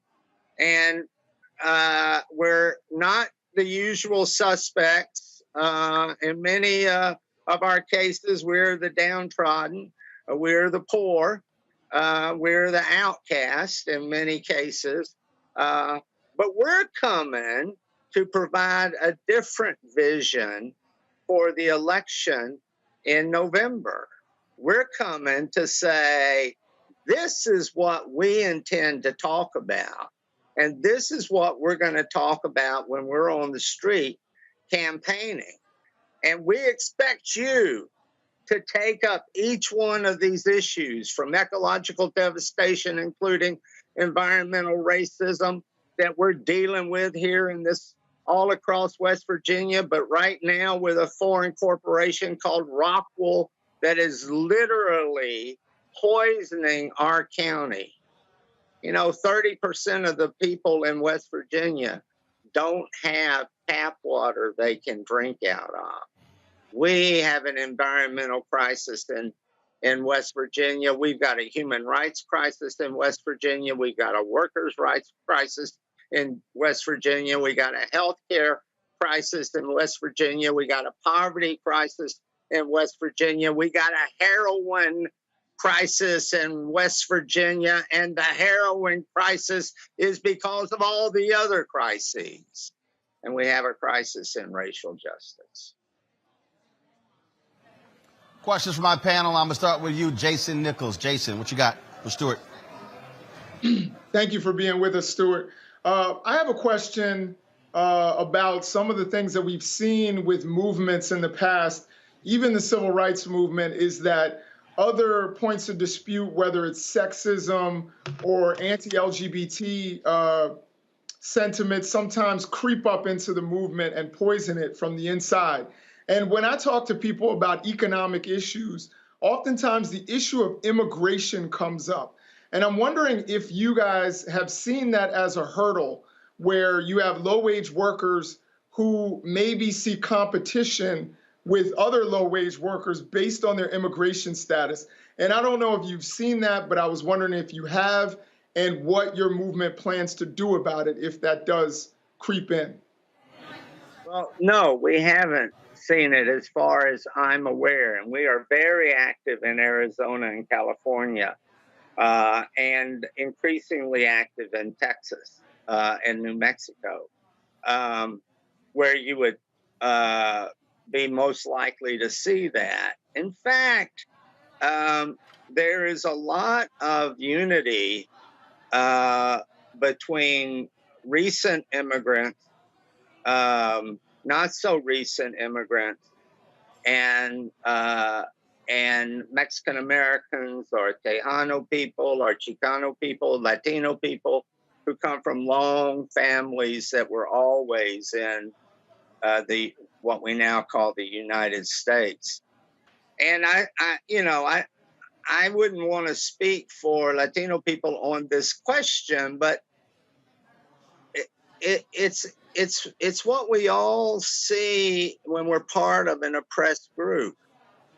If you're brown in some counties in Texas and Arizona, and it wasn't long ago that the sheriff of Maricopa County was proud of this, Joe Arpaio.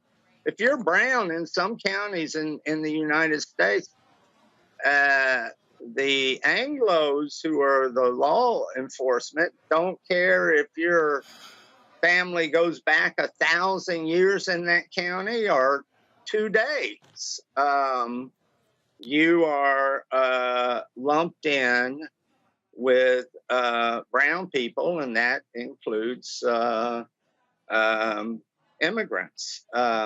So I don't think, and of course I come from the labor movement as well, and I've been involved with a lot of organizing of Latino workers. And the truth of the matter is, it is much, much easier to bust up the union if you're able to separate the native born from the immigrant people in a workplace. And so the answer here is unity. And that's to get sort of underneath your question, Jason. The organizing principle, the glue, the core of the Poor People's Campaign is the love that our holy scriptures talk about, the prophets of the Old Testament and particularly Jesus of the New Testament. And that, if you're a red letter Christian, and you focus on what Jesus said, it's pretty easy to see that Jesus was about love for everyone. And that's the unifying principle. Sorry to go on. And I'm very grateful for this. Julian, your question. Stuart, first of all, thanks for being with us. I look forward to seeing you out on the streets on Saturday. Reverend Barber is my brother and my dear friend. You outlined a number of things at the beginning of when you started talking to Roland about the West Virginia crisis. You talked about water, heroin, a laundry list of things that were happening. But help me reconcile that with the low voter turnout in West Virginia. In 2018, only, I think 26% of people voted in the primary. This May, only 22%. Or maybe 23%. So it went down. So you have the mansions of the world extracting surplus value using predatory capitalism as their crutch. But you have the poor people of West Virginia who are allowing that to happen by not coming out to vote. Help me with the issue of voter participation in West Virginia. Part of it is our fault. When I say our, I mean the Democratic Party's, state Democratic Party's fault. The state Democratic Party is much too close to Joe Manchin, and we're working to change that now. We're working quietly, the way you work in an institution, to change that now. And of course, we have campaigned as hard as we possibly could against Manchin. But look, Manchin is doing in West Virginia what he's doing across the country. He is depressing Democratic voters. He is undercutting the message.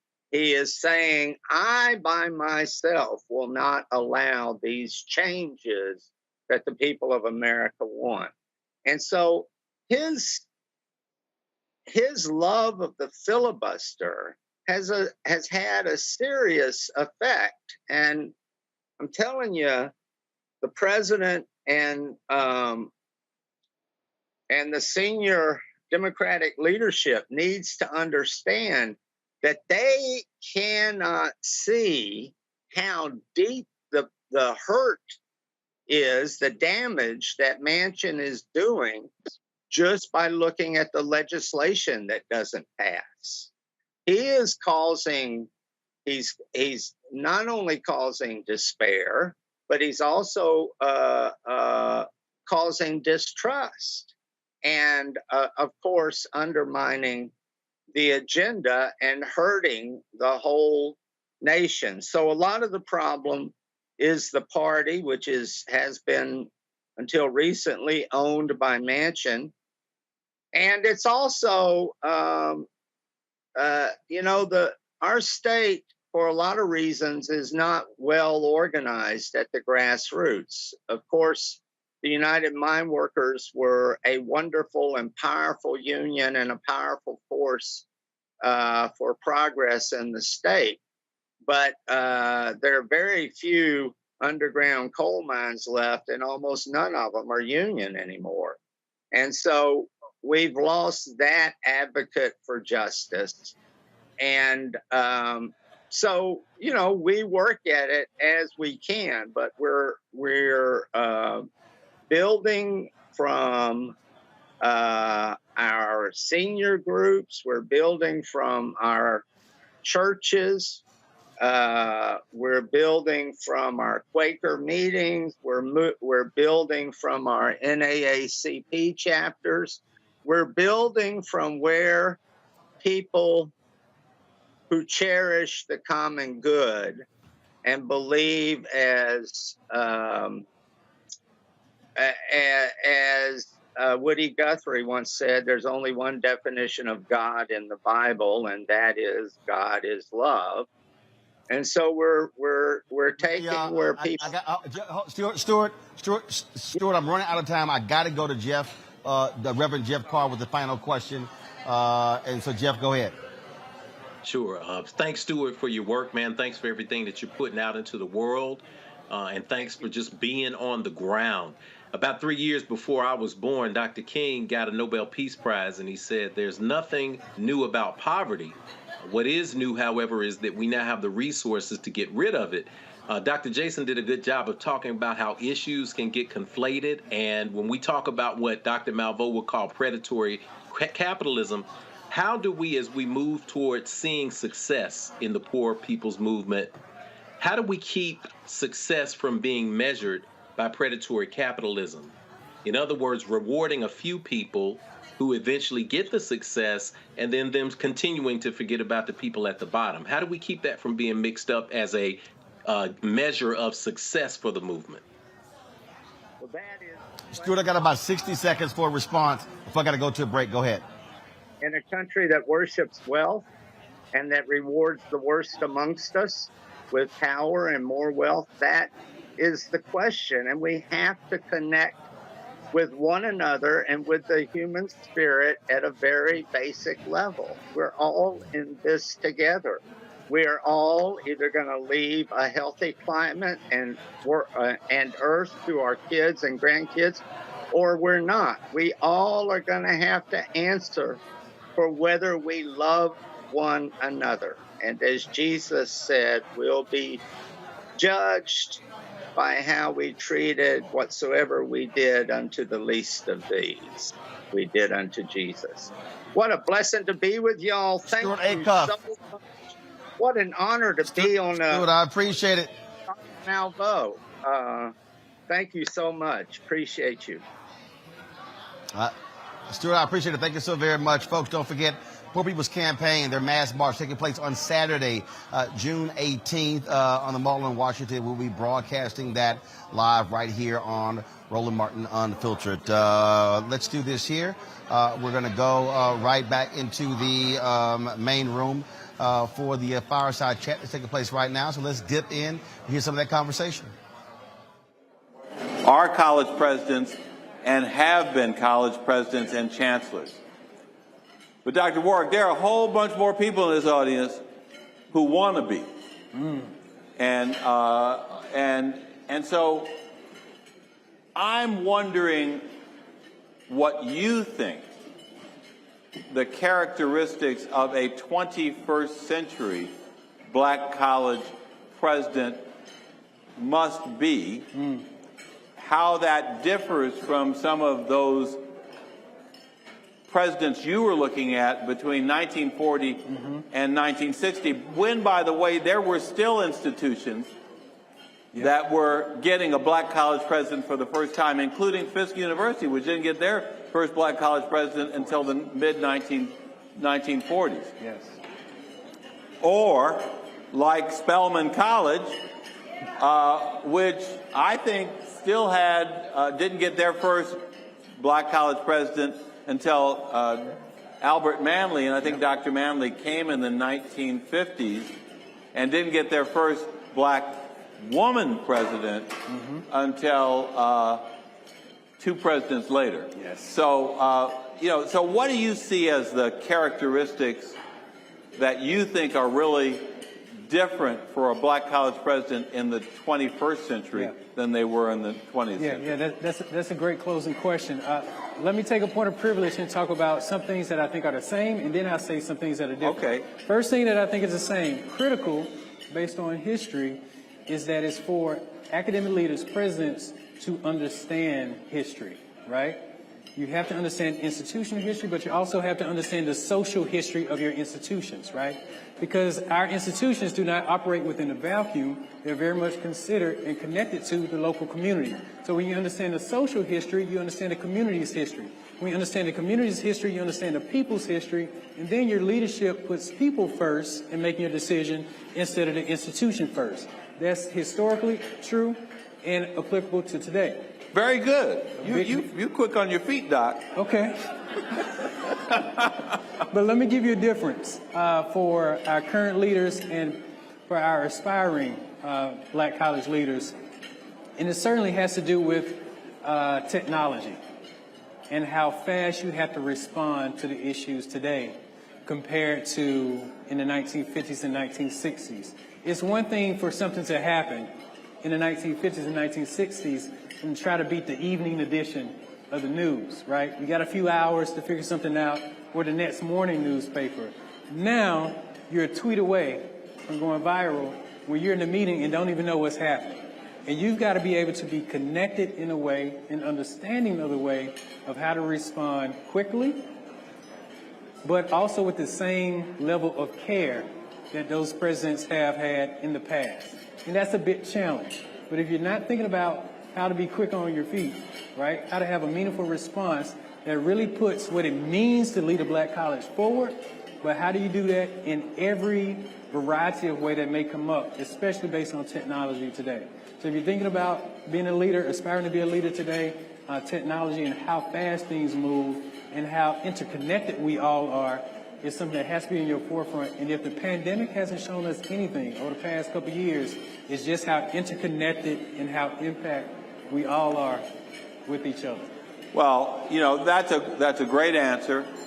And you know what, as you were giving those answers and immersing your response in the actual history of black college presidents and the way they've had to address the issues of their time, I have come to the conclusion that one of the elements that we're missing as we do our onboarding of new presidents, How about sushi? I just had sushi for lunch yesterday. How about tacos? Automatic emergency braking, one of 6 advanced safety features standard on every 2022 Chevy Equinox. Find new technology. Find new roads. Chevrolet. On the next A Balanced Life with Dr. Jackie, we're talking all things mental health and how helping others can help you. We all have moments where we have struggles, and on this week's show, our guests demonstrate how helping others can also help you. Why you should never stop giving and serving others on a next A Balanced Life here on Black Star Network. Hey, I'm Arnaz Jake. Black TV does matter, dang it. Hey, what's up, y'all? It's your boy Jacob Lattimore, and you're now watching Roland Martin right now. Stay woke.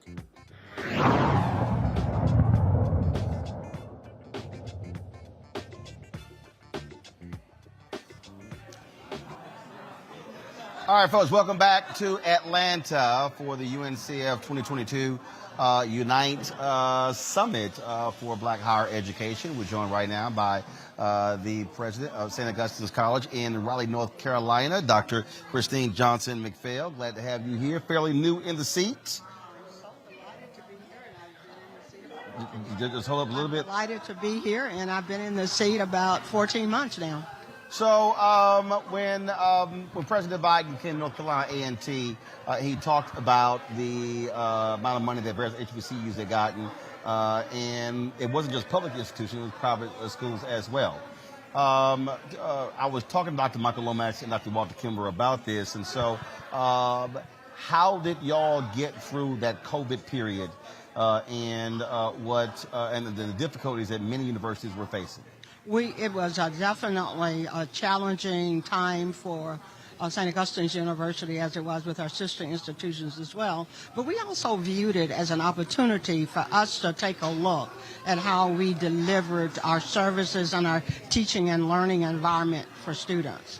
So we took a deep dive into our technological infrastructure. We looked at how we could multi-purpose classrooms as well, all through the lens of the 3 perspectives of the HBCU? How do we deliver on the promise of economic impact? How do we deliver on the promise of cultural uplifting and maintaining their culture, and also looking at the political impact that we play in the community?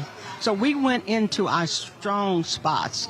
HBCUs have always been social justice engines. I think everyone will agree to that. But when we looked at who we were at St. Augustine's University, we knew that we had space defined in the health professionals area. For example, St. Agnes Hospital, the historical hospital on our campus, was the only place that African Americans from New Orleans to Washington, D.C. could get health care. So that we own that space. So now in the pandemic area, we're saying, how can we repurpose that? So we're seeing ourselves as the center for the study of health disparities. How do we look at that? We can become who we are legacy-wise, but also define that space contemporarily. And we're looking at being the place to go to if you want to know about health disparities for African Americans, and also being that workforce pipeline in the pre-health professional education space.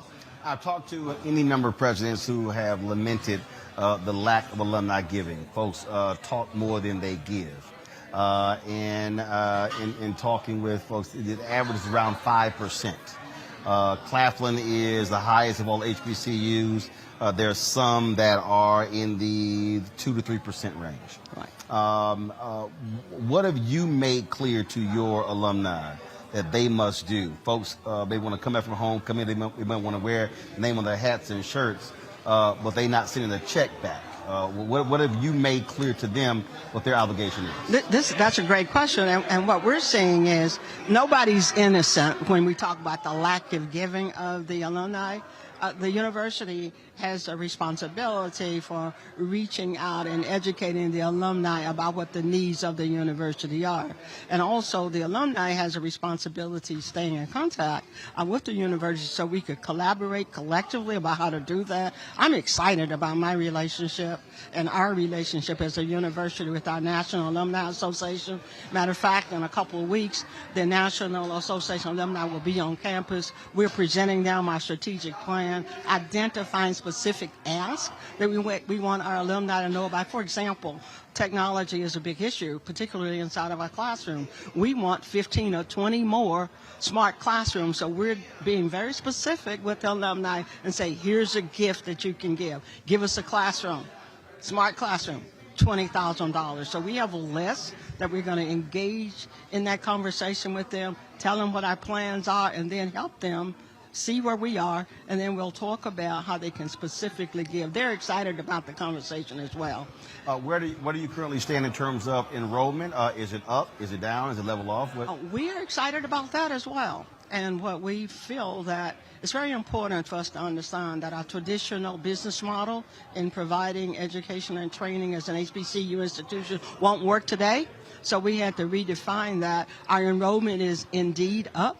Our retention is up, and our persistence is up.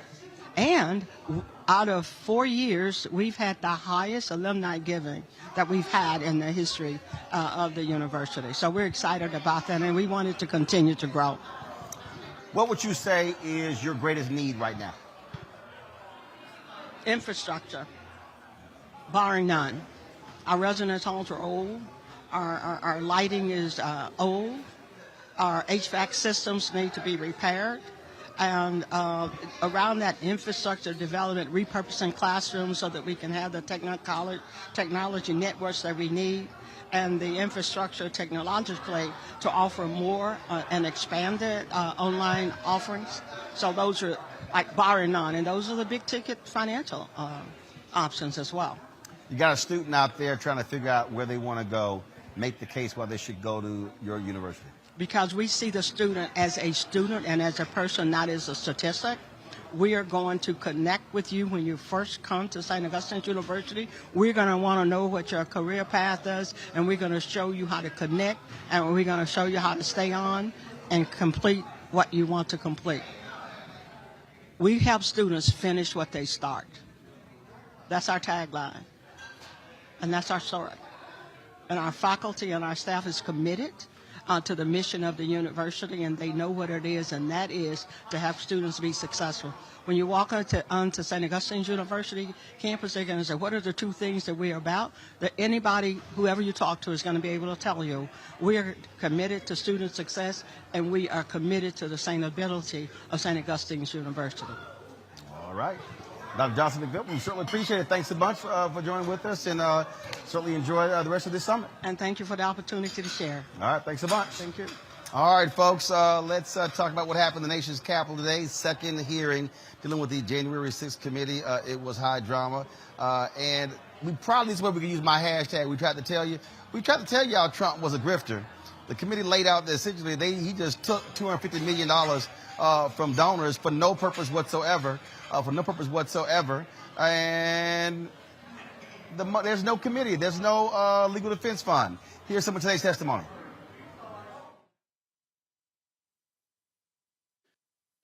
My colleagues and I don't want to spend time talking about ourselves during these hearings, but as someone who's run for office a few times, I can tell you at the end of a campaign, it all comes down to the numbers. The numbers tell you the winner and the loser. For the most part, the numbers don't lie. But if something doesn't add up with the numbers, you go to court to get resolution. And that's the end of the line. We accept those results. That's what it means to respect the rule of law. That's what it means to seek elective office in our democracy. Because those numbers aren't just numbers, they're votes. They're your votes. They are the will and the voice of the people. And the very least we should expect from any person seeking a position of public trust is the acceptance of the will of the people, win or lose. Donald Trump didn't. He didn't have the numbers, he went to court. He still didn't have the numbers, he lost. But he betrayed the trust of the American people. He ignored the will of the voters.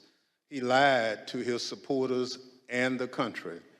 And he tried to remain in office after the people had voted him out, and the courts upheld the will of the people. This morning, we'll tell the story of how Donald Trump lost an election and knew he lost an election, and as a result of his loss, decided to wage an attack on our democracy, an attack on the American people by trying to rob you of your voice in our democracy, and in doing so, lit the fuse that led to the horrific violence of January 6th, when a mob of his supporters stormed the Capitol sent by Donald Trump to stop the transfer of power.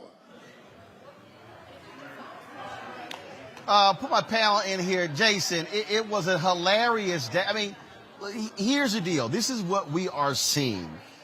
And this dude is grifter in chief. I mean, all these Fox News people, they're whining and complaining about the committee hearing. It's Trump's own people who are sitting here blowing out his lies. It's his own people that are making it clear that he was the one who was delusional. You can yell, holler, and scream that this is liberals. No, this is his own people.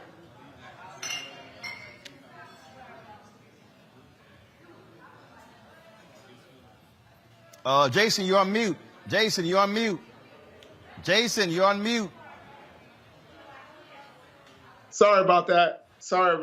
And man, I was just really into it. Look at you, University of Maryland. You can't even work the mute button. Go ahead.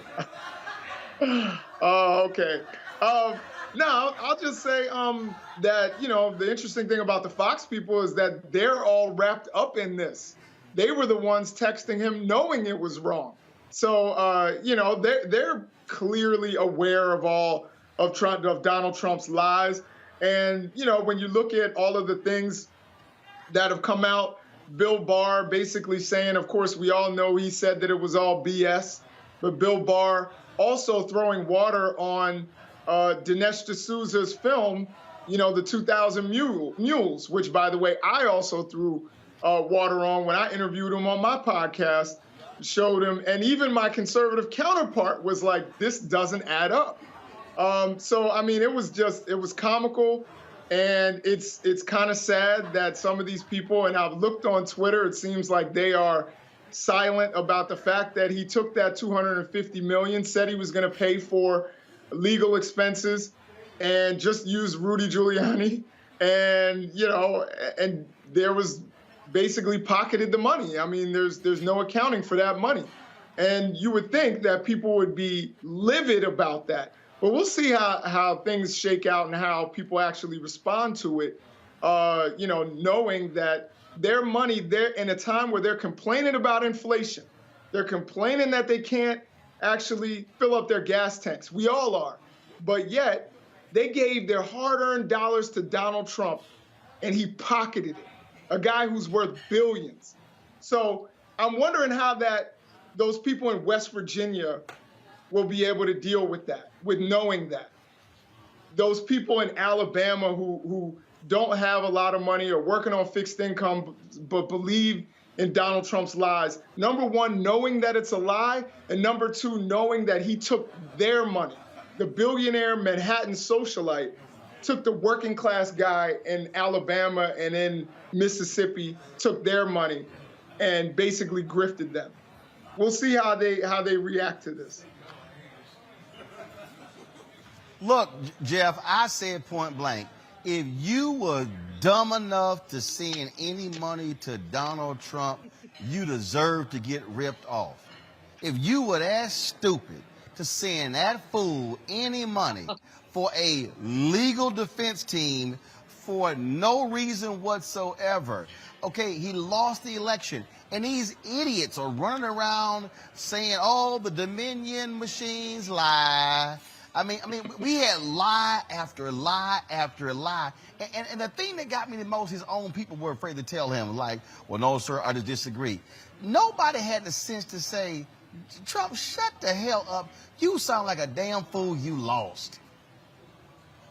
Well, he got rid of the people who were trying to tell him that it was idiotic. Bill Barr testified to that. Bill Barr's testimony was so full of expletives that they just had a continual bleep button because he told him that this was not going to work. But as Dr. Jason said, he started turning to people like Rudy Giuliani. As far as the people who supported Trump in this grifter scheme, I think about the song from DJ. It's hard out here for a pimp when he's trying to get this money for his rent.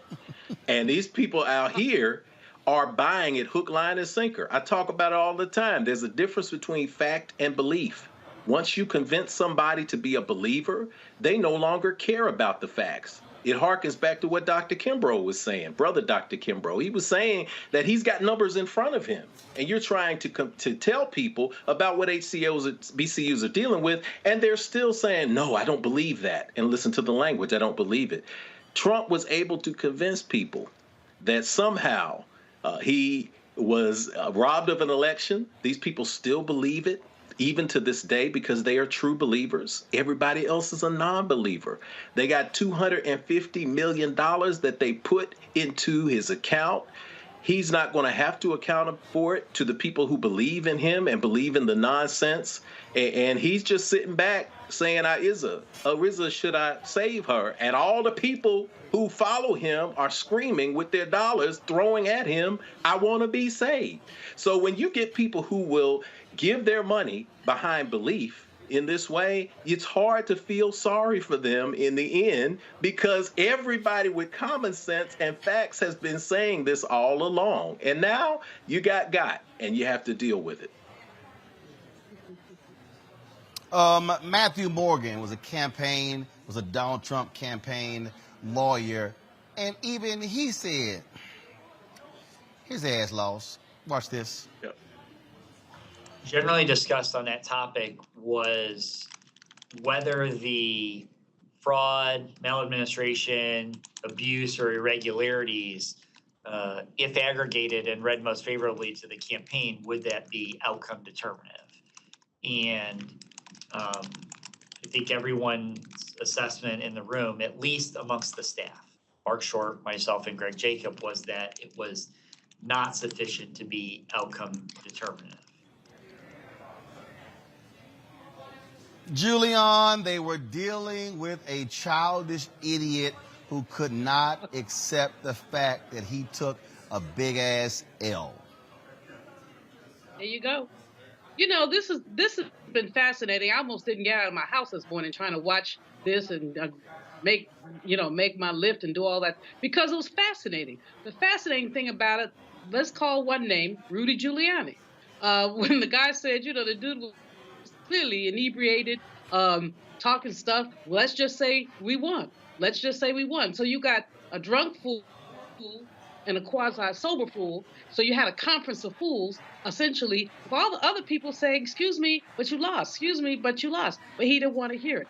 But the bigger thing is we look at the people who gave him money, $250 million. $250 million. And this is a wealth transfer from the poor to the wealthy. But I'm not sure how wealthy Donald Trump is, because I think he needed that $250 million. I mean, when we have yet to have the full accounting of what he's worth, what he lost, what he stole. But just the whole fascinating layer of this. I commend Liz Cheney. I have new respect for her and Benny Thompson, who's been doing a really great job. But the most important thing here is that there's some Americans who are fools. So Rudy and the Orange Orangutan had their little fools conference. There were enough people with $250 million to want to join the Council of Fools to say, we're going to support this man who has never supported us. I mean, it sort of echoes the question that I raised with our previous guest, with the brother for West Virginia. How do you vote against your own self-interest? Donald Trump puts himself out there as a man of the people. What people? The fact is that you poor white people, he's not going to have his grandchildren playing with your children. He's not going to have you at Mar-a-Lago. He looks down on you. He has commodified you, and he has taken whatever he can from you.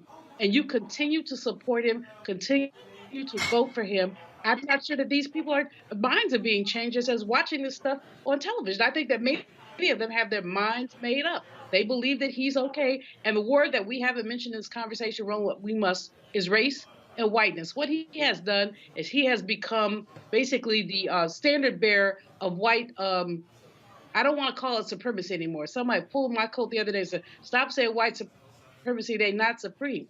But white idiocy to think you're supreme. But he's the white man, and because he's the white man, you see all kinds of insanity, like someone who voted against Juneteenth because they said having Juneteenth was like having critical race theory. I mean, give me a break. But this is the ideology that has been promoted by the Orange Orangutan. Well, Jason, Jeff, and Julian, and this will be the final round of questions here. The thing that, as I'm watching this, and I get it, how they are structuring this. It's now coming across if it's a second impeachment, and I get how they are methodically laying this out, but I still believe that one of the biggest mistakes is making January 6th all about Donald Trump and not the fact that you have an entire party, you have more than 150 House members. You've got U.S. Senate members who went along with this, who are very much involved, and those folks are still in power. If you keep trying to make this just about Trump, Jason, it isolates him from the other individuals. When what we're dealing with January 6th is an entire party apparatus that now is beholden to the obscene craziness of this delusional man. I couldn't agree more. And, I think Trumpism in some ways is outgrowing Trump. When you look at some of the primaries, of course, the primary in, I believe it was Tennessee, the primary certainly, or Nebraska, I'm sorry, and the primary that we saw in Pennsylvania, where, his endorsements weren't working. He got booed on that tour with Bill O'Reilly. I think Trumpism is starting to outgrow Trump. And I think though, that this committee is building up to this. They're going to talk about the 10 or so GOP House members, and I think even maybe Senate members who were looking for preemptive pardons from the president, from the former president. So I think they're going to build up to make this bigger than just Donald Trump, but also to show that he is the orchestrator. And I think that they also recognize that he is eyeing 2024. So I think you have to take him down to a certain degree and show the threat that he is to democracy. And, you know, that's necessary because I think for his ego, he really wants to be president. And he will come back in 2024. And if you don't take him down, I think he's got a chance. So I think that they see it as a patriotic duty. Go ahead. Sorry. But I think here, Jeff, is that, look, they are running people for secretaries of state, election supervisors. They are trying to put in the infrastructure to control electoral outcomes. This thing is not Donald Trump. Yes, Trump was the ringleader, the circus master behind all of this, the one who was sitting here doing all the crazy things. But the reality is this thing has infected, it has affected, and it's going to have an effect on the 2022 midterms and 2024. And so that's why it solely cannot just be about him. Well, absolutely. I think to Dr. Jason's point, Trumpism is particularly dangerous because he holds the cards psychologically. A lot of these people who are organizing the Republican Party now and organizing in every space, we're talking about from the presidential appointment of judges across the board to state houses redrawing election lines and gerrymandering districts that were primarily Democratic before. We've seen that's happening in Tennessee. We've also seen that, as you said, they're electing officials, Republican committee members locally. They're even organizing to run candidates and to fund them with dark money to run for local school boards. So this is a complete systemic taking over the Republican Party. And yes, at some point, the Trumpism is outgrowing Trump. However, we can look at this two different ways. Number one, if we focus the January 6th hearings on Trump alone, you could actually give him martyr status, and you could actually make this movement worse. The commission's job, and Benny Thompson's doing an exceptional job at leading this through, is to discover what happened with the riots, what happened, who was behind them, and who was a participant in it, and how they were helped. Because one of the biggest questions that we haven't gotten to is how this many people were able to breach the Capitol without law enforcement being present. So that means that somebody else was a part of this. There were other people other than Trump. There were people who were working in the government. There were people who were working in politics who were also a part of that too. So it's my hope that this is going to expand and we are going to be able to catch the people who are culpable, hold them accountable. Even while we see the images of this riot, keep in mind that in spaces like Tennessee, the Republicans are launching initiatives to make it a felony for homeless people to camp or to hang out in governmental spaces. Notice that many of the people who were arrested in the January 6th riots, they are charged with misdemeanors. Why is that important? Because if you're a homeless person who gets their life together, but you were convicted of a felony of sleeping on the state capitol or protesting on the state capitol, you no longer have a vote. Meanwhile, many of the images and the faces that we see represented in this riot, because they're charged with misdemeanors, they will be able to vote and hence look toward 2024. So it's a delicate balance. We want to make sure that we don't turn Trump into a deeper folk hero with the people who believe in the Trumpism, and then we were able to, at the same time, share the blame, share the responsibility, and convict everyone who had a role in making this happen. As I look at this thing unfolding, Julian, again, when you look at the Steve Bannons of the world and what their strategy is, I mean, these people are sick and demented. But what they are doing is they are mobilizing and organizing. That's exactly what I said on Tiffany Cross's show on Saturday. I think, folks, if you missed it, you can see it on our YouTube channel or the Black Star Network app. But that's where they are. And you can watch this, and folks can be tweeting about it and posting about it. But the reality is we're going to have to understand that these folks are playing for keeps. They're not joking around, and we've got to be there as well. Roland, it's a mistake to think of 2016 election as the beginning of Trump. I think we have to go back to 2008 and look at the election of President Barack Obama as the beginning of Trump. Gotta go back further. Gotta go back further. I agree with you. Gotta go back further. I want to start. Oh yeah, Trump is nothing more. First of all, Ronald Reagan was simply an outgrowth of black success in the 70s, and he ran on a white nationalist platform as well. Donald Trump is simply a continuum in this whole thing that I call white fear. But you're absolutely right. It was the election of Obama that actually caused these white people to go, oh my God, America is changing. The demographics are changing. And so, absolutely. And Donald Trump is their great white hope. He is their Jerry Cooney to Larry Holmes. You know, he precisely is exactly that, and he's been that, and he's played that. Remember him coming down that escalator, whatever it was, talking about Mexicans, calling Mexicans rapists.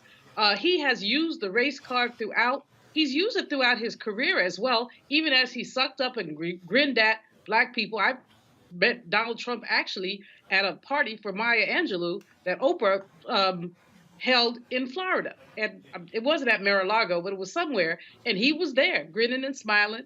But, you know, he's always used black people, black symbols to get access. But he has never been about black people. We know that. We know all of this. But here's what we don't. One thing I want to say to Jason, you say that he's doing this stuff for his ego. Jason, he's doing this stuff for his pocketbook. I mean, he has figured out a way to make money out of politics. The $250 million is just the tip of the iceberg. Praise the Lord to Tish James.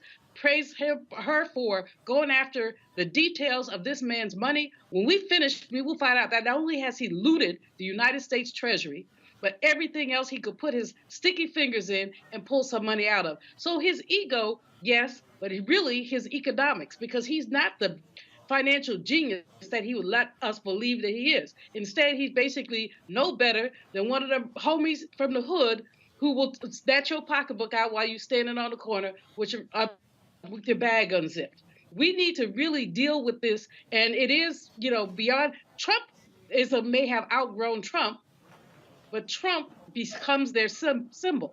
The people who would replace him will be like the DeSantises of the world.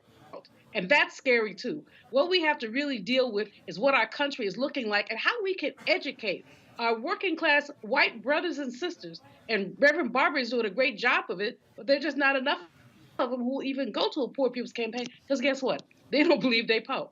They may be broke. They may have to pay $5 plus for gas, but they still think they're better than us and that they have whiteness in their back pocket. Right. All right, Jason, Jeff, and Julian, we certainly appreciate y'all being with us on today's panel. Thank you so very much. Going to go to a quick break and I'll come back with some sad news from one of the people in our Blacking Missing segment. We'll be right back, live from Atlanta at the UNCF 2022 Unite 2022 Summit for Black Higher Education. We'll be back in a moment. On the next A Balanced Life with Dr. Jackie, we're talking all things mental health and how helping others can help you. We all have moments where we have struggles, and on this week's show, our guests demonstrate how helping others can also help you. Why you should never stop giving and serving others on the next A Balanced Life here on Black Star Network. On the next Get Wealthy with me, Deborah Owens, America's Wealth Coach, you'll hear from Elizabeth Davis. She left a flourishing career in the construction industry to build her own business using her same skill sets. And oh, by the way, now a multi-million-dollar business. Every day I was looking at my numbers rather than looking at them weekly or monthly. When you're first starting your business, my recommendation is look at your numbers every day, because are they balancing out each day? if they're not balancing out for 3 days in a row, that means your week is going to be off. That's right here on Get Wealthy, only on Black Star Network. Hey, what's up, everybody? It's Godfrey, the funniest dude on the planet. Hi, I'm Israel Houghton. Apparently, the other message I did was not fun enough. So this is fun. You are watching Roland Martin, my man, Unfiltered.